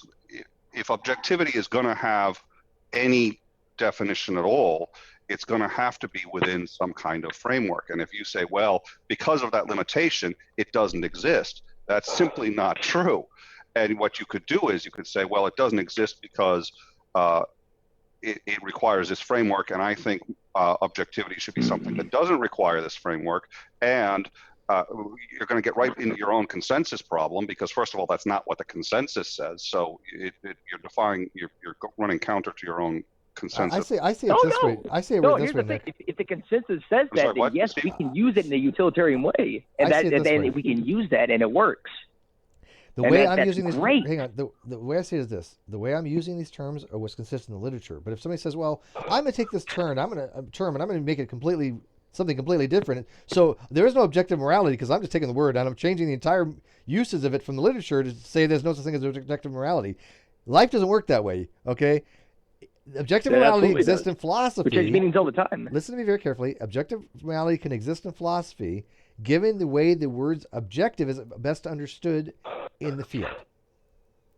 And words do change all the time. That's true, but that's not warranted. Best understood in the field means. Just because words change all the time is not warrant to change words. No, on 1 plus 1. What you're saying is 1 plus 1 equals 2. No, here's what you're doing.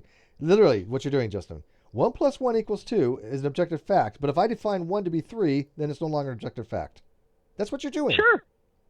Do you understand how ridiculous that argument sounds? If we decide that 3 means 2, then it becomes objective fact in your framework. No, it doesn't. The reals won't allow for that. Do you know what the reals are? You ever heard of the reals? The reals? Okay, if we decide 3 means our conception of two things. I have 3 hands. I'm looking at them right now. 3 in a linguistic framework now means 2. What? Which is fantastic because we can we don't have to have this necessary objectivity to go forward. The language does not change the reality. Exactly. Thank you. The language does not affect your ontology. Now, the only times there is language that can affect ontology. There is a certain thing called speech act theory called a performative act. Let's not get into it. Let's stick with it. But that does change ontology, right? But other than that, I thought that's really fun. I love digging down into that. I do view science because I am hoping. So I'm still in my first year in a master's program, and I'm looking forward to defending my thesis and all that cool stuff. And argument is fun for me. To me, I view science as an argument because we're trying to say this is the best way I could have done this, and I want you to agree with me because that's my view of scientific consensus. I had a second question for you. Do we have time for that? Sure, but make it quick because I'm literally got to dive into the alcohol after this. I got you. Dive into the alcohol. I'm already into some alcohol. Or partake of something else that I got the other day. I don't know. I partook in something. I can't say what it was, but I partook in something that didn't just have any eat effect. every weird plant you see in your that's what I got to do. I got a plant that I got to eat. But what? All right, and okay, I got to confess, this is the real reason I called. Steve, I had a conversation with you on Twitter earlier. So, and what is your view on tautology? In logic, a tautology is something that is, for example, P or not P is true is always a tautology because the last column is always going to be T. So you have true or false T, false or true T, therefore that is tautological. Or in a statement, for example, if I say something along the lines of, all cars are blue, therefore all blue, I don't know, I'm trying to think of tautology, just something that is self-containing in itself that repeats itself is often tautological. This is why I use This is why I use the and there's different types of tautology. By the way. So using your analogy, using your description there, if I said that all cars are blue, and you asked me why are all cars blue, and I defended it with all cars are blue. That's tautology. It's circular reasoning. Circular reasoning. Because all cars are blue. So I asked you a question earlier, and I thought I defended my position pretty well. But you used, in my opinion, tautology twice. So we had a conversation on why gametes should determine sex outside of biology, and your answer 2 times was because that's how we determine sex. No, what I said was, and very clearly, in biology, that is how sex is determined. Male has spermatozoa, female have ovum. The male does the fertilizing, the female does receives the fertilization. How you define these terms outside that are no longer dealing with biological sex. Now you're dealing with something other than biological sex. You're dealing with chromosomal things, abnormalities. You're dealing with hormonal things. You're dealing with gender. In the framework of biology, this is how it's defined. And now, how outside of that, how you define male and female, who the fuck knows? Because, again, gender is not binary. So The problem that you ran into is you keep on trying to argue this is how it is in biology, but why should we use it that way in somewhere else? There's no other categories I can think of. Male and female are the only two dichotomous categories that I can think of. How else do you want to group things if not by some kind of dichotomous way to determine this is one group, this is another group? We have one way of actually doing it. This group actually exists. Males exist, females exist. That's the only way I can see how we can make anything fair is by just sort them by biological categorization. How else would we be able to do it? Biology and gametes are not synonymous. They're Gametes are exactly part of biology, but synonymous. it's not the totality of it. Gametic, Gametes are not the totality of biology. What is the definition of a male from the gametes? What is male? It is somebody who produces spermatozoa is male in biology. Yes. Why are you appealing to a definition? That is how it's understood in biology. When somebody says male, in biology, that's great. How many of us are in society are biologists? Okay, that's like saying, well, we shouldn't use theory because in theory means a well-substantiated body of evidence. But hey, when we're just talking, it should mean guess. Well, gametes From a sociological perspective. Well, we have someone who has a question. When you say that we define, hold up. When you say we have someone who has a define question. We have someone who has a question, and I'd like to try to get to her question, but I also want to point out that gametes is a biological term. So to say that you shouldn't use biological definitions when using that term is. Anyway, yes, what were you saying? Actually, I was going to make a comment on this. Yes, because, please. If you can obviously tell, I study insects. I'm an actual scientist, and Steve is... You're a bug girl. Yeah, bug girl, cool. bug lady. I'm also insects are cool. More power to you. I can't stand the things myself, but what's the study of insects? I'm sorry, on oncology. I'm sorry, I forgot. Study of insects? Entomology. She's an entomologist. So yeah. There's a joke about that. Entomology, not etymology. Cool. Yeah. Etymology's words. All right. So Andrew, so what about insects? Yes. By the way, insects can have multiple bees have 3 sexes. So right. Wait, you said bees? Bees have 3. No, bees have 3 roles, but 3 roles. like, Okay, 3 sexual roles. 3 roles, but there's still male and female though. Yeah. Okay. The females have stingers, the males won't, for example. They are sexual. They're sexual dimorphic as well. So that, like, there's queens, and then there's workers, and then there's drones. The workers and queens are both females, and then the drone would just be a male. Okay, right. I agree. Yeah. Mm-hmm. So there's still there's still male and females though. So would you agree as a biologist, because you're a biologist, you're an entomologist, would you agree that if you're able to produce sperm, you're considered to be male, a viable sperm? Yeah, I agree with that. Okay. Now there are conditions where people can produce both, but one of them is functional, one of them is not, or they're both non-functional, but there's potential to have functionality. There's been no true case of hermaphrodism where they've produced both functional gametes. That has not ever been documented. Now, I don't know what the hell we would call that if that's the case, but right now that is not a case that's possible. Right now, we understand that you are one of 2 biological classes. That's it. There is no third. It doesn't exist. There's no such thing. Until you start with the basics, right, in these arguments, about that, I think that people build a house of cards, because this has to do with the discussion we had about transgenders in sports. Until people recognize that there are biological differences, I can't even have a conversation with half these people any longer because they're denying functional basic biology. I'm a trans activist, and I firmly believe that there are biological differences. What I took issue with was, disagree with this. If you want to, I want you to stop me. The second I say something that you disagree with, or you think I'm framing your argument unfairly, you said that we define biological sex by gametes. Is that unfair? Well, when I say we, I mean as a society, as biology people will define it that way. Those are the same thing. Those are the same thing. So the totality of society and biologists are not synonymous. Okay, but this is a biological concept. What are you referring to? Male and female deals with biology. I hate to break it to you. It doesn't deal with anything else, but it deals with biology. So in biology, male, female. Are you male? Yes. Are you male? Yes. You want verification? How do you know? Do you ask by his gender, or do you ask by his sex? Because he's got both a gender. Because I have a daughter, and I impregnated somebody. That will only happen if you're male. Cool. I guarantee it. This is birds and the bees times. Now, I mean, we have a biologist here, Adriana. Correct me if I'm wrong, but if I have a daughter that I've impregnated somebody, I would call that male. I don't think that it's impossible if you, or it's non-male. Correct? I mean, I only took biology in college, so whatever. But I do remember this, that one does the inseminating, the other is fertilized. I have a daughter. That's awesome. So am I a male? You're divided by reproductive Have I terms. met your burden of proof that I'm a male because I have a daughter? Yes. Okay. Okay, so okay, awesome. That's great. Let her, because I think she still didn't actually get in her Yeah, point. I'm trying to get Adriana to get a Sorry, point. go ahead. Okay, I want to make one more comment about this topic. There's actually, I'm looking at my genetics textbook right here. There's actually another, regarding gametes and stuff, there's actually a condition called the Klinefelter syndrome. Klinefelter syndrome, that's 47XXY. Yeah, XXY. I took biology, people. Turner syndrome's I'm XO. actually really impressed. Yeah, no shit. You Yeah, know, I me know a lot too. more than people give me credit for sometimes. Yeah. Whatever. Anyways. Yeah, although I think even though the gametes are different, I think they're still considered males though. Yeah. But here's the okay. the I have Klinefelter's not would fathered be children. male, yeah. Because I have they not can't fathered produce children. fertilized spermatozoa. But what? Turner So I have syndrome's not female, by the fertilized way. children. Okay.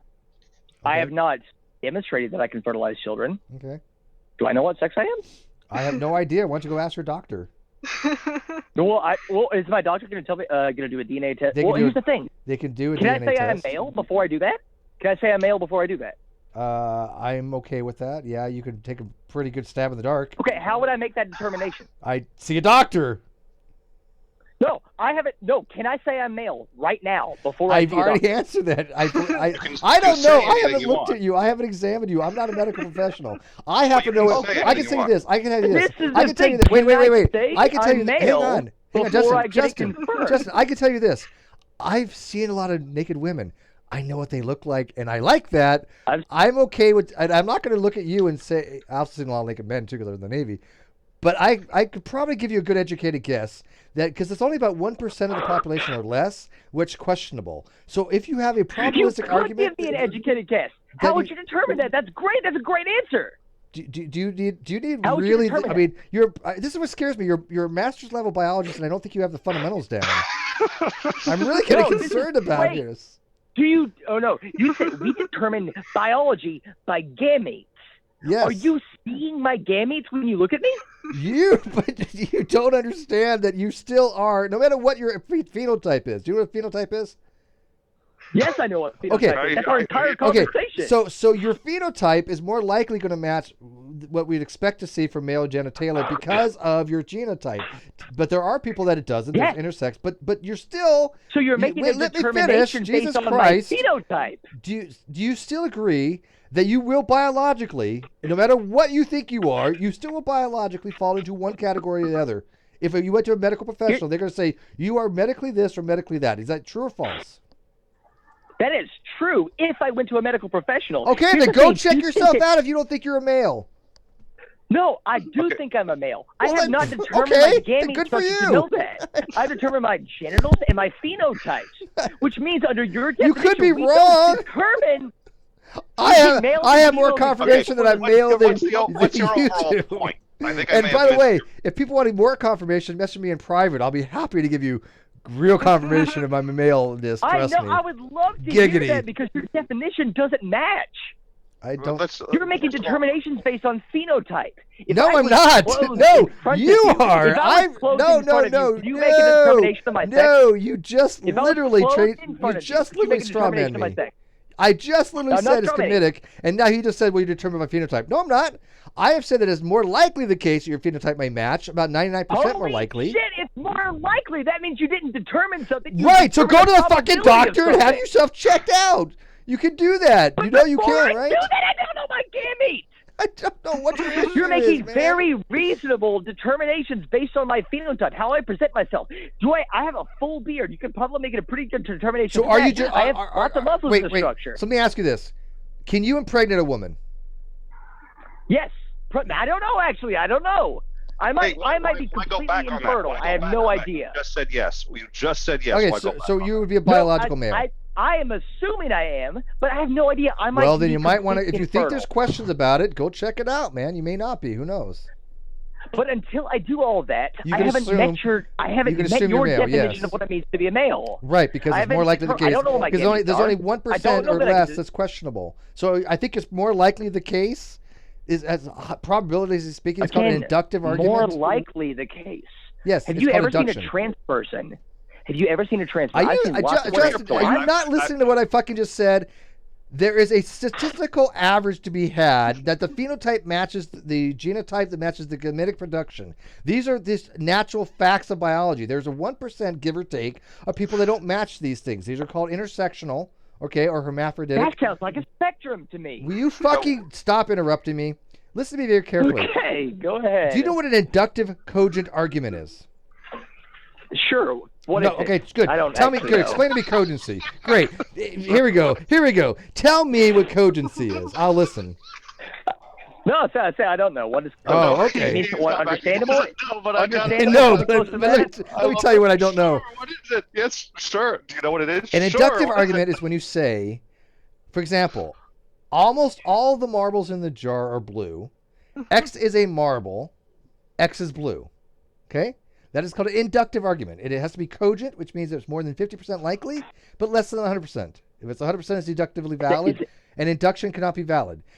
Since this is the case, that is 99% on the average, that people match their phenotype to their genotype, to the genitalia, to the gametic production, that if you make an inductive statement, I am a male based upon those things, you are making an inductively valid statement, and you're allowed to do that. Okay? So yes, you can look down between your legs. You can look down between your legs, and if you have a penis, it is more likely the case you're male. You can say you're male until determined otherwise. As a biologist who's sitting here, Adriana, have I said anything that is really controversial in any way, shape, or form? I agree with everything you said. I don't. She's that's smart. I true. like You her. said something very Any of that from a controversial. biological perspective. What Good I care about grief. is a sociological perspective and a sports perspective. I actually know quite a bit about sports because I'm a biomechanist.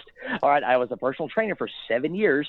I studied sports, and the claims you made could not be substantiated. You kept going back to gametes when The claims I made phenotypes couldn't- are all that matters in sports. Are you kidding First of all, me? that's not true. That's Of course it can be No, I'm not substantiated. kidding you. No, I'd be 100%. What gametes? What does the presence of testicles or whatever you consider? What does the presence of chromosomes have to do with your success in sports? I literally just said gametes, and he just said chromosomes and testicles, which have nothing to do. I'm sorry. I went back to gametes. What do gametes have to do with success in sports? Because a I'm asking- male. I actually know what I'm talking about. I Let want me you repeat to this know. because I don't think you understand this. For the biologist, is scaring the Cool. shit out of me. Go ahead. Males produce spermatozoa that can cause fertility. Okay. Yes. What does that have to do with sports? no. He wants to know why it would Because in disqualify. sports deals with fairness, and generally speaking, men dominate certain things because of physical attributes such as bigger heart, more lung capacity, more ion channels, more 100%. ATP I agree production. with all that. Yes. Okay, go ahead. so women, for example, in like golf, they will tee from tees that are closer to the hole, usually a few yards, right? And there's a reason for that because men have more power in their drive. This is a fact of reality. Absolutely. Okay, is so that from now- their gametes or is that from their phenotype? It's because of it's because they're males, they're It's not their biologically males. phenotype. It is not their phenotype. It's their genotype. It is not The their No, genotype it's their produces phenotype. gametic. Yeah. It's their phenotype. I have the same. No, it's Okay, not so their I have the phenotype. same gametes as Phil It is Mickelson. not I their have the same phenotype that causes gametes. them to be biologically male. That is a I want to genotype. ask Andrea because no, we're getting into the difference between, and maybe I've got genotype wrong, but if I recall, it's the genotype that Yeah, makes them phenotype doesn't male. determine your gametic production. Phenotype No, but is No, phenotype. it does not No, at no. all. This is coming from a biomechanist who was a personal trainer for 6 years. I have a degree in kinesiology. I know what I'm talking about. No, I had the same gametes as Tiger Woods or Phil Mickelson or whatever golfer is popular So these days. Adriana, I cannot drive a ball as far as them because they have trained No. in a specific way. They have altered their See, biology do you to not drive the understand what ball you're farther. doing? We're talking about statistical normative things. In a statistical distribution, yes. listen to me very carefully because I don't think you know what the fuck you're talking about, honestly. I don't care about I your 6 years. You absolutely know what really I'm talking don't. about. There's a statistical distribution to be had among the sexes. On average, men will have Yes. more power than women. Does that mean that you will have women that have more power than men? No. But we're talking about an average normative distribution. Now, Adriana, is it not true that if you had a average statistical size of 10,000 men and 10,000 women, that the men are going to be able to drive further on the average? You say that is a strange statement to make? I guess that's fine. Okay, so we're talking about on the average. Now the phenotype depends. Obviously, if you have more muscle mass, you have more bone, better bone structure, whatever it is, you have better drive for you're like your kinesiologist. You're better swing. You'll be able to drive further. But that does not take away from the biological fact that on average, men will have a disproportionate amount of power that a women will not have. You cannot get away Okay, from now that. what if one of those men takes female hormones? It reduces their bone mass. Now it you have a reduces their problem muscle because density, now it now reduces you, their muscle power to now you're changing the their point where natural they are state. equivalent. Why not take steroids? I can't compete in football in the level of a competitive football player. Why can't I take anabolic What? steroids You so I have can the reach? same gamete? Yeah, why can't I take steroids to reach their level? I want to. Oh, I was gonna say, you have the same gamete, though. I want to overcome my natural things. I was born this way. I have a natural base state.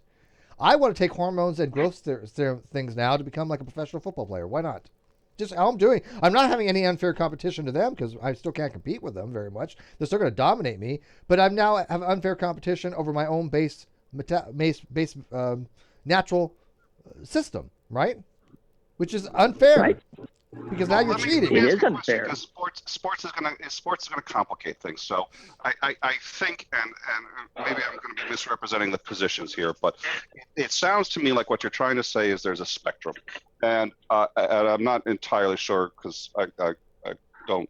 But here's the thing: medically speaking, a doctor is going to be concerned with your genetic makeup, and we can talk about gametes, and there are males that don't have any, and there are. So the question is, what's your chromosomal makeup? Are you X, Y, or XX? And those are the only two for the most part positions. I don't see a spectrum there. And Well, the problem is spectrum? not. How about weight? I just How had about I just had this discussion with an actual medical professional the other day, and she makes a good point on the chromosomes. Chromosomes are not spectrum because you have XXO, XX, XY, XXXY, 47, XXY, 48, XXXY.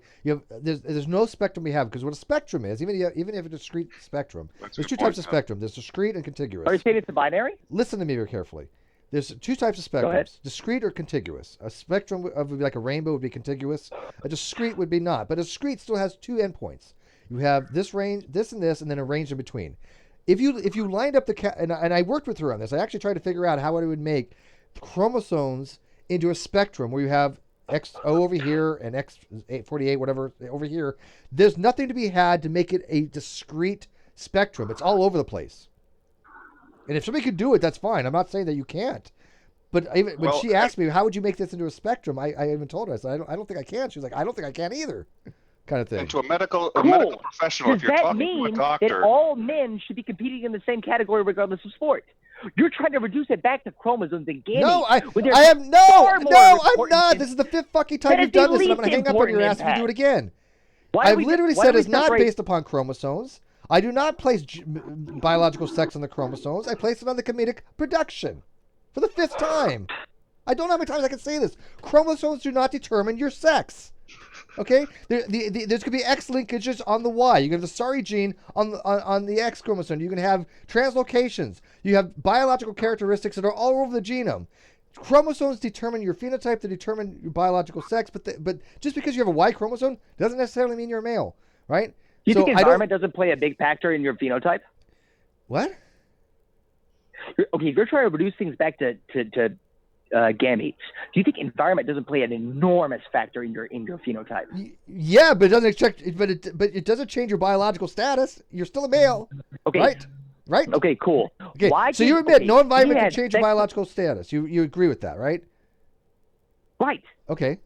Well, kinda, sorta. What do you mean your biological status? You can never make a male into 10 pounds of muscle mass. I've changed my physiological status. No, I mean as far as being male. Well, if you're biological male, you can never become a biological female. You do agree with that, right?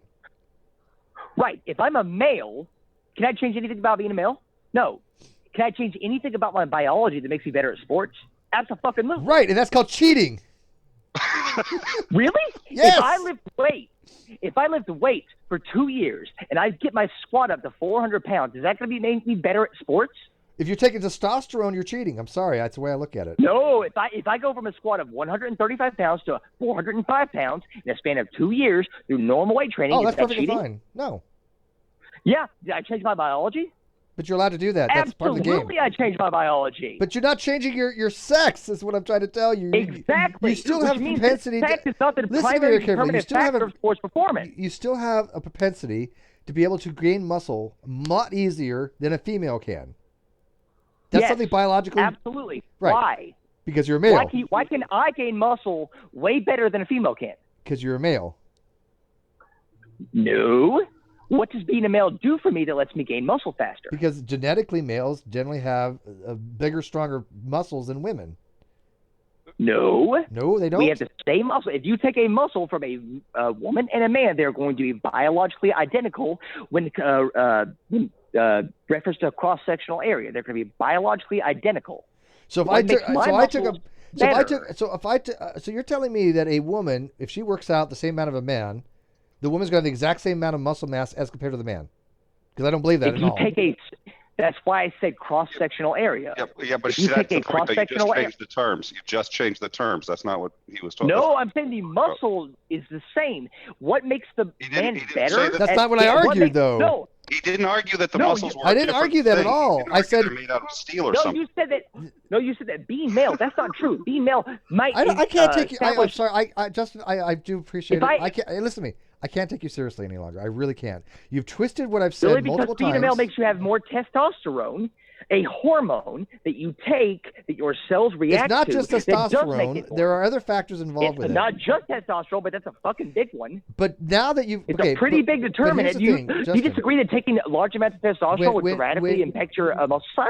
When you have a medical necessity to take something, that's one thing. There's no medical necessity for people in sports to take testosterone. This is what medical, why? Unless they have some kind of androgenous sensitivity syndrome. They have some reason to them that's medical necessity. Just because you're a transgender, that's not a medical necessity. Medical necessity. Being required medically. This is why something like What do you mean required medically? Trans surgery is not considered to be medically necessity. Correct? Would you agree it's elective? Yes, it is. Trust me. I don't know what you mean by, what do you mean by elective? Okay, if it's going to dramatically improve their health outcomes and reduce their likelihood of suicide. I'm done. You're done. I can't do this anymore. So he basically, I just can't. I mean, what do you mean by it's elective surgery? If you don't know what you're a biological major, supposedly with a master's degree, and you don't know the difference between medically necessity and elective surgery, you're done. I just can't take somebody like that seriously. I'm sorry. Do you fault me for being that much of an asshole? I can't take somebody like that seriously. You're fine. Okay. Because, for God's sake, this is not controversial shit that I was talking about. I was laughing at the conversation. Now I know how Matt Dildy feels hanging up for a theist sometimes. You got to every so often. It's like, I can't take this. It's a joke, right? For fuck's sake. Nothing's going to go on forever. Also, yeah, it's like a contrarian nightmare. It's contrarian hell. That would have gone on forever. Yeah. And I appreciate some of the arguments he was trying to make, but it was impossible to. He needs to breathe. He needs to rev it back a bit because then nobody can get in a word in edgewise. Oh. I think the point he was going to try to make was psychologically there may be a necessity, and that's not necessarily a bad point. But you're mixing up oranges. And I agree with that. There might be a psychological reason. But the problem is, though, psychological reasons are not as far as physiological reasons, right? And so if you're taking a drug that is performance enhancing because of psychological reasons, let's say I took a Prozac, right? Let's say I was medically that I needed to take Prozac, but Prozac gave you the effect of an anabolic steroid. It doesn't, but hypothetical. Then you have an unfair advantage, right? And because it's not medically a necessity for you to take Prozac to survive, you need it for mental stability. But at that point, I'm sorry, you have to be excluded from certain types of sports participation because it's not fair to the people that are not on any kind of substance. Now, there are some exceptions. Insulin, for example, you're diabetic. That is a medical necessity. Perfectly fine. Can insulin help in some areas? Yes. But you can't help that. You have to be able to take some things that are medically a necessity, and you're allowed from sports. But I'm sorry, but taking testosterone is not something that I think is fair competition in sports. And I'm sorry that I think this way. I'm not the only one. In fact, majority seems to think this way. There's only a small group of people that doesn't. More power to you. I have no opinion on it. You're agnostic. Well, here's the thing. I think there's a fair argument to be made. Look, I'd love to allow everybody to compete in all sports. I don't think that's practical. And I think, but if somebody has a medical condition which requires that they take extreme amounts of testosterone, I can see the argument for banning them from a a sport because they have an unfair advantage. Right. Is it their fault they have one? No. Right. But you know what? A lot of things happen to us that isn't our fault. If you get hit by a car, that's not your fault either. That's like saying, hey, look, I got a bionic arm. I had something happen to my arm, and I got a bionic arm. Okay. Yeah. Unfair competition? Well, no. It's they gave it to me, so I have a bionic arm. Therefore, it's not really an unfair competition. The fuck, it's not. Now, I swear to God, I really think that a lot of people they're arguing from emotion rather than arguing from the facts, and I'm getting the one shit on for. By the way, I happen to like Rationality Rules video. I love Noel Plum's video. I love Noel Plum. He's a great dude. And yet I'm getting shit on because I'm having to agree with Rationality Rules. Okay. What do you want me to do? I happen to agree with Rationality Rules on this. And he's not getting shit on. I'm getting shit on because I'm agreeing with him. Nobody's gone after Rationality Rules really going, hey, Rationality Rules, you're a bigot transphobe. Well, a couple people did. But they're coming after me for agreeing with him. That's just the weirdest part. I don't get it. If I say anything remotely controversial ever in my life, I'm just going to try to get you to agree with me. So God, exactly. Take the fight. Oh, I'm so sick of people throwing out terms like, oh, it's transphobic. It's that. No, it's not. Demi, an ordinary, who's no big friend of mine any longer, really. Even she was agreeing with me. She was like, yes, it's unfair advantage. She's trans. She's transgender reality. She's trans. I was talking to her on Discord the other day. She agrees. She's like, of course it's unfair advantage. I forget if it was you or somebody else I was speaking with, but there's a difference between gender and sex, and we've been using those interchangeably. And I get concerned about that because gender is not a medical term. Sex is.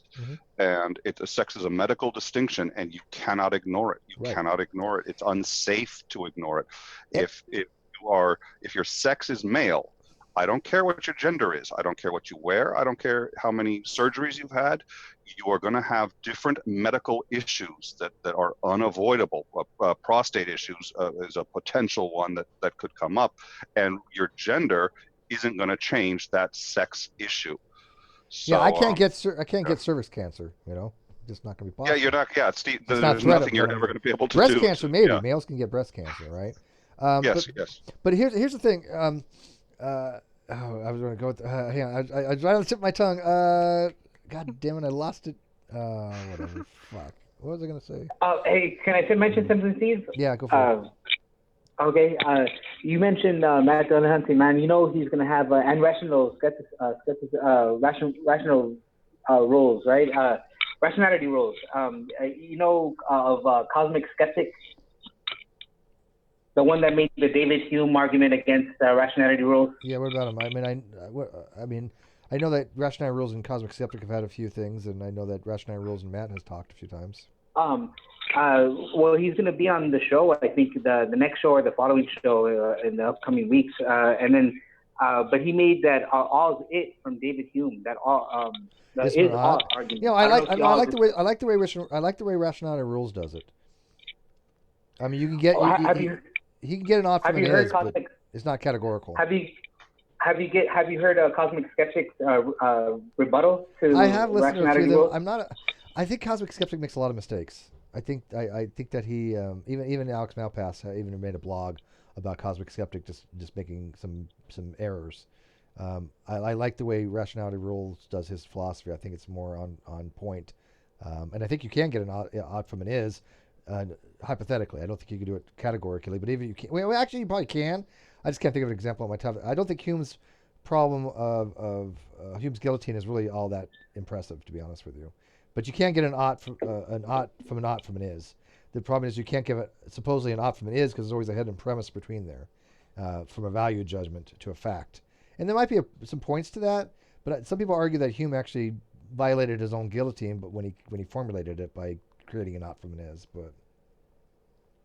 I can see how you're saying it, how hypothetical. It's like, I've heard him say it, like he will say things like, statements of how things are can never inform statements about how things should be. Right. Read Use of Reason. Malpass actually talks about it, and I think Malpass gives an example of an ought from an is.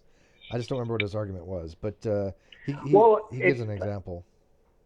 But like the saying, what you see necessarily can somehow inform some kind of objective morality. In other words, like just because we see that most people don't commit suicide, the more moral thing would be not to commit suicide, even though there's thousands. But that's kind of like a naturalistic fallacy. You're going to say it's like the good to not commit suicide. I mean, I don't have a big deal with the whole Hume's guillotine, right? I mean, I get it, but it doesn't really concern me that much. I still think you can have morals and oughts and duties and moral obligations just because you can't necessarily get it from an is. Okay, it's intriguing, but it doesn't change my moral ontology at all. You know. Sure. I think that Hume's already wrong. By the way, like I said, I remember. I think Malpass actually showed that you can't actually do it. It's just it's trivial. Sure, but I would say that's your moral ontology. Like I think some people can't make that distinction, and like suicide for some people. Sometimes the flame is not worth the candle, and they opt for that, and they can't define it. And I think that's why I like your work, man, because you're trying to dismantle the semantics, and I think the more clearly people think about these things, the better they can address. These are difficult concepts. That's all I man. really wanted to add. Yeah, I appreciate it, man. These are difficult concepts, and I'm not saying that I'm like the be all end all, and I know these things very exceptionally well. I have a decent understanding of them. But I listen to the people that do know about them, and I read. And I just wish people would take more pause and stop having knee-jerk reactions and these narratives that they run against me. Steve's a prescriptivist. Steve's,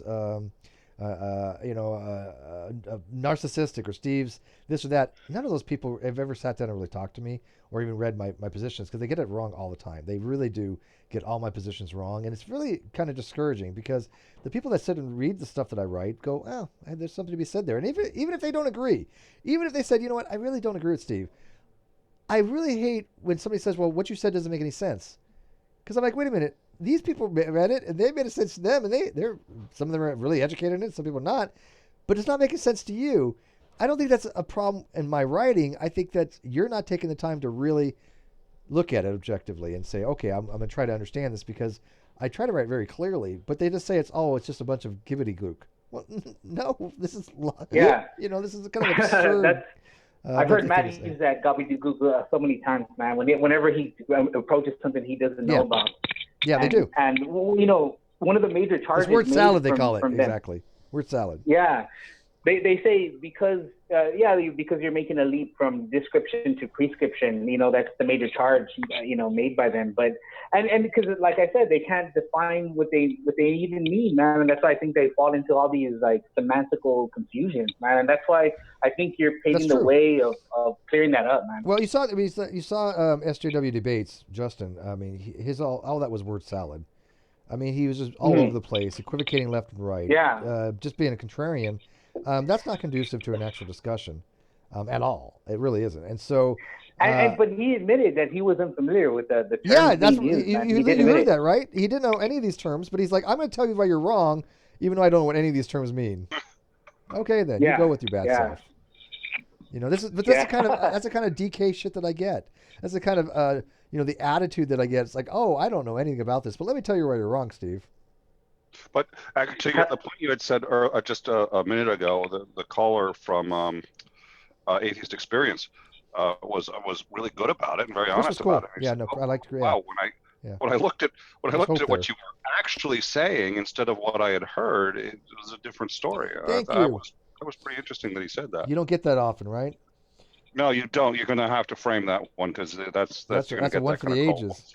Well, I mean, I only gauge my success for the people that have messaged me and said, "Hey, Steve, I read what you wrote. I agree with you," or "I've watched the video. I agree with you. I heard what you're talking about." Or the most randomest strangers will message me, and I by the way, I do love this. But they'll message me and they go, "Hey, I was in this group the other day. I had some people message me. They said I was in this coffee shop, whatever, and we had a group meeting on atheism, and your argument about burden proof came up." I'm like, really? I love that, and I love people when they say, "Well, can you tell me more about it?" The fact that people are listening, the fact that people are learning, the people are exposed to things they were never exposed to before. What else could you want as success? That to me is success. Anybody can parrot the same old narrative. Any atheist channel go out there and say, "Look, I'm an atheist, bad theist. Let's make fun of you," kind of thing. Okay, fine. If you find that entertaining, go do it. I don't. I think anybody can do that. So. Well, and it's got its place. With enough of that, people actually start It's to saturated. appreciate. It's saturated. Yeah, that's so. I mean, there's just too many atheist channels out there that do the same thing, in my opinion. I just want to say I love both of you guys, man. Nick, I've been I tried to attend one of the Big McRae has been gracious enough to allow me to speak on these things, and I really like. I'm following both of you guys. I love the I love the things y'all do. Some of the posts I've made on Facebook, man, I've been of you. I plan to call into the atheist experience when Cosmic Skeptic shows up. Maybe bring up some of these topics, Mm-hmm. We'll see what happens, man. But that's all I wanted to add, man. I'm gonna watch the show from here. But really, I appreciate everything, man. Thank you, buddy. I appreciate it. I'm gonna be ending it. So, guys, thanks a lot. Like I said, when Nick has free time, we're gonna be probably doing these once a week. More whenever he has free time. I happen to like these call-in things, and I think this format works really well. And I enjoy these discussions, and we have great questions. I think there's some pretty good questions. Matter of fact, Adriana, if you want to come join us, Andrea being here was awesome. That was join us anytime. Turned out to be a huge help. I still have her sitting in the background here, so. I enjoyed watching her laugh too, because I was just sitting there going, "Okay, so I'm not the only one." No, she's sitting there going, "What the hell is this guy tripping on?" She was like, "What the hell?" I needed a reality check because I'm sitting there going, okay, these two are going at it. Am I missing something, or it's just I see her laughing? I was like, nope, I got it. How do you get into bugs, anyways? No offense, but I mean, women are generally squeamish with bugs, and I hate bugs. Yeah. I'm like, spider, come kill it. Oh wait, it's an interesting story. I originally went to college as a computer science major, actually, and I took one computer science class, and I absolutely hated the class. The class actually literally made me cry. So I was trying to find another major. What? Why? Really? It made you cry? Yes, it made me cry. What was the actual? I mean, computer science, but do you remember what it actually was? I mean, like programming or? Oh, it was over. The class was over Java. Java. Oh well, yeah, Java. Yeah, I didn't learn Java. I was like, no. Yeah, it literally made me cry. So I was trying to find another major, and I also have a sister who was also going to college. So she was originally an English major, and so some people were being really like negative to her about it. 'Cause they were saying things like she wanted to get a job and stuff, other bad stuff. So she was trying to get another major too, and then she took this class called Insects and Society, and then she thought about becoming an entomologist, but after a while she changed her mind. She decided she didn't really like bugs, I guess, and she went back to English actually. So what's your favorite insect? And then I took her place and became an entomologist. And you see my icon in the chats. What's your favorite insect? It's a blue butterfly in my profile picture. Oh, let me see here. What am I looking at? Insects are cool. That's my Twitter. Okay, let me see here. Insects are cool. Oh, I see. Oh, that's you. Oh, I know who you are. Yeah. Okay, I didn't put two together. I'm sorry. I'm a visual. I go by the icon. Yeah, I got Twitter people over here. That's cool. So that looks like a butterfly that's fluorescent. Mm-hmm. The butterfly, that specific butterfly in my profile picture is Morphoaga. That's pretty. Yeah, it's my favorite insect. There was the Dr. Mel did that post recently that I really liked. I'll try to send it to you. What you got me thinking of it. It's just a small meme, and it says penis bug. No. Penis bug? No. So it's two scientists talking. One asks penis bug. One says no. It says, well, should we call it a dick wriggling thing? No. Well, how about a cockroach? That's it. We got it. I like that.